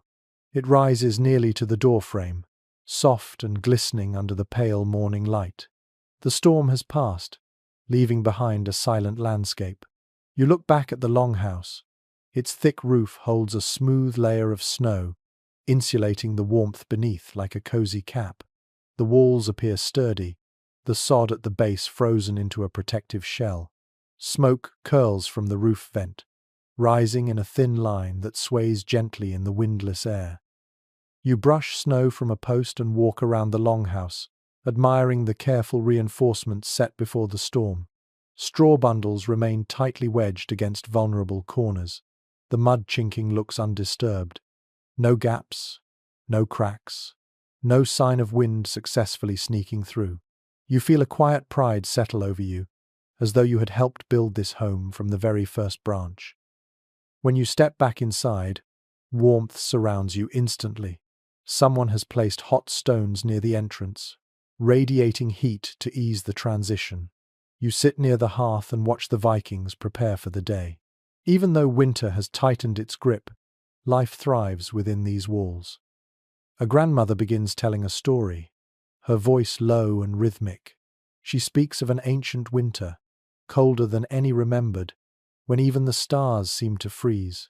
According to her tale, the people survived because they built their homes wisely, using the land, the wind, and each other to shape warmth. You listen, recognizing echoes of everything you have witnessed: clever insulation, shared labor, constant adjustments, and care woven into every beam and blanket. A young boy asks her why the longhouse stays warm even when the world outside feels like ice. She smiles and spreads her hands wide. She mentions the thick sod walls, the double layers of timber, the heated stones beneath the floor, and the warmth of the animals sleeping beyond the partition. But then she leans close, lowering her voice. She tells him the most important ingredient in a warm home is the people inside it: their breath, their movement, their laughter, their togetherness. You feel the truth of her words settle around you like another layer of warmth. As the day unfolds, the longhouse becomes a hub of quiet activity. Someone fetches fresh snow to melt for water. Another mends a leather strap. Children chase each other around sleeping platforms, their laughter bright as sunlight. A group of women begin dyeing wool using dried plants saved from summer. Their work adds faint, comforting scents to the air. A few men sharpen tools, smoothing edges with steady hands.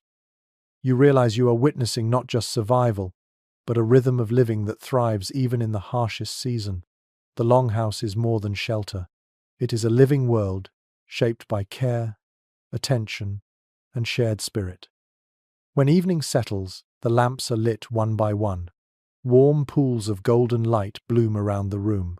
The fire glows deep red, flames weaving shadows across the rafters. The longhouse breathes calmly, full of life. The Vikings gather around the hearth for their final meal of the day. Stew bubbles softly in the pot. Bread is passed from hand to hand. Children curl beneath furs, their cheeks rosy with warmth. Conversation drifts through the room in soothing tones. You look around and feel something gentle, something steady, a sense of belonging. You understand why the longhouse endures across centuries. It is not just a structure. It is a story of warmth shaped by human hands. And tonight, as snow settles softly outside, the longhouse glows from within, a refuge carved into winter's heart. Now, the longhouse grows quiet.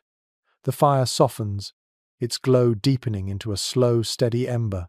The air is warm, calm, almost heavy with comfort. You let your breath settle as the shadows lengthen across the wooden floor. Outside, the winter world lies still beneath its blanket of white. Every sound is softened, every movement slowed, as though the landscape exhales in perfect, snowy silence. You shift slightly and feel the heat radiating through the furs beside you. It wraps around your shoulders like a gentle embrace. The longhouse no longer feels like a place built from timber and earth. It feels like a resting heartbeat, steady and protective, holding you in its quiet rhythm. The soft glow from the lamps flickers in the corners of the room, casting shapes that sway like drifting dreams. You let your eyes drift across the carved beams overhead. Their patterns blend into shadows, fading softly as your thoughts begin to blur into the slow rhythm of the evening. The warmth around you is steady, patient. It does not rush. It does not fade. It simply holds you, the way winter homes have held countless people through long, dark nights. Outside the walls, the snow keeps falling. Slow, unhurried flakes drift down, piling gently against the longhouse, adding to the thick cocoon of quiet that shelters everyone inside. You imagine the snow softening every sound, turning the whole world into something distant and gentle. You take one more slow breath. The air feels warm in your chest, peaceful in a way that encourages your thoughts to loosen and your body to grow heavier. You let the comfort of the space settle over you like a blanket. Your eyelids soften, your breath deepens. The longhouse grows quieter still, and you drift into rest,